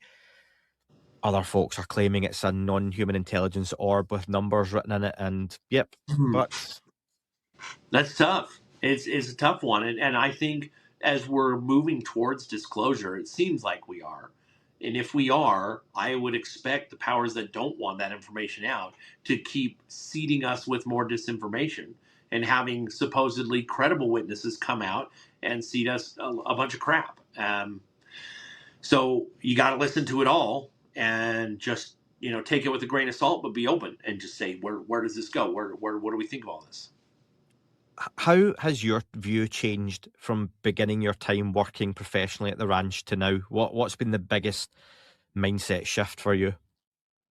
I think, um, well, a couple of things. So, this has been a topic I've been interested in my whole life, and it's gone up and down, and but about the same time that you had like the New York Times article coming out, and I followed because if you have a story and you're a credible witness, great. But if you're a military witness, uh, you know, like the Nimitz encounter, that kind of thing. Some of these things that have come out are so credible, and it's like multiple points of data. It's like, you're from this ship, from this radar plane, from this radar ship, and from these pilots, and they filmed it. It's like, you can't just be like, whatever. You can't just Mm. dismiss that. And so that, all this stuff, all this amped up, and all these congressional hearings, and I followed it really closely. And it's like, these people are little details that are really important. Like, they tried to get David Grush to not testify under oath. Why would you do that? He's like, I'm testifying to Congress, testifying under oath. They're like, no, don't do it under oath. And he's like, no, put me under oath. That way, if I'm lying, I go to prison for lying to Congress. It's like, that carries weight. It's a small detail, but it carries weight. So all of my time on Skinwalker Ranch has happened at the same time that in America, the disclosure movement has been amping up behind the scenes. And most people are unaware of it. And it's really, I'm like, this is important. This is important that we're talking about it in real ways. Yeah, there's kooky dook people out there, and yeah, there's government disinformation, but this is an important topic. I mean, it's life altering. And so for me, this is something I care about and something I share. And I finally started dragging family members. I'm like, no, look, okay, we're watching this congressional, I don't care if you're not into the topic, we're watching this congressional hearing, and we're going to have a discussion about it afterwards. You tell me it's full of crap, fine. I just want us to be on the same page with the same information. You're going to watch this documentary, and we're going to talk about it. And if you think it's crap, fine. But and they don't. They're like, okay, this is seems to carry some weight. So I am trying to pull people into the discussion, and it's not like a crusade for me, but it's something that's very important to me because this is biology. I mean, whatever this stuff is, this covers all the fields of science, and it seems like there's life elsewhere engaging us in some way. I want as many people talking about it as possible, because somebody out there, maybe they're a kid right now, and because this subject is being discussed, maybe in 10 years they're going to make an important connection that's going to catapult this forward. So that only happens if we take away the taboo and if we talk about it, and we're okay with being wrong. Gotta have it. Yeah. I love that. Have you got a little bit more time to give me? Because I've got a few listener questions I'd love to go Sure through. thing. Yep. What we'll do is we'll end it here for the folks on the free feeds, because you've had over 2 hours now of great content from Ben. It's been fascinating, and we'll head over to, if you're on any of the paid feeds, Patreon, Apple, YouTube memberships, then you'll hear a little bit more from Ben. And there's free trials available for Patreon and Apple folks. Please check those out. All helps me support the podcast. If you are leaving us here, though, Ben, how can people find you and find your work? So the best things, I've got YouTube channels where I post a lot. One is Ben Woodruff Falconry, and I post all kinds of stuff on there. Then I've got another YouTube channel, Desert Lore, and that has some really good information, a lot of history and stuff like that. I've got other YouTube channels too, but those are my primary ones. I'm on Facebook as well. You can just look up Ben Woodruff, and I post pretty general stuff there, and I encourage people which documentaries to watch too and form their opinion. But those are the best ways to. Also, I'm at the Hutchings Museum. We have, if you look up Hutchings Museum on YouTube, we have a YouTube channel too that I run there and post a lot of good stuff. We do lectures on Skinwalker Ranch. Posted some of those there. So they're very good and very popular as well, I can assure you folks. But listen, we'll leave it there, Ben. Unless you're joining us on the paid feed, you'll hear a little bit more. And I'm going to ask you some listener questions which cover a few different aspects of what we've talked about so far. And also we're going to kick off with that Bigfoot story as well that you mentioned previously. So okay. If you're leaving us, goodbye folks. Otherwise, we'll carry on the conversation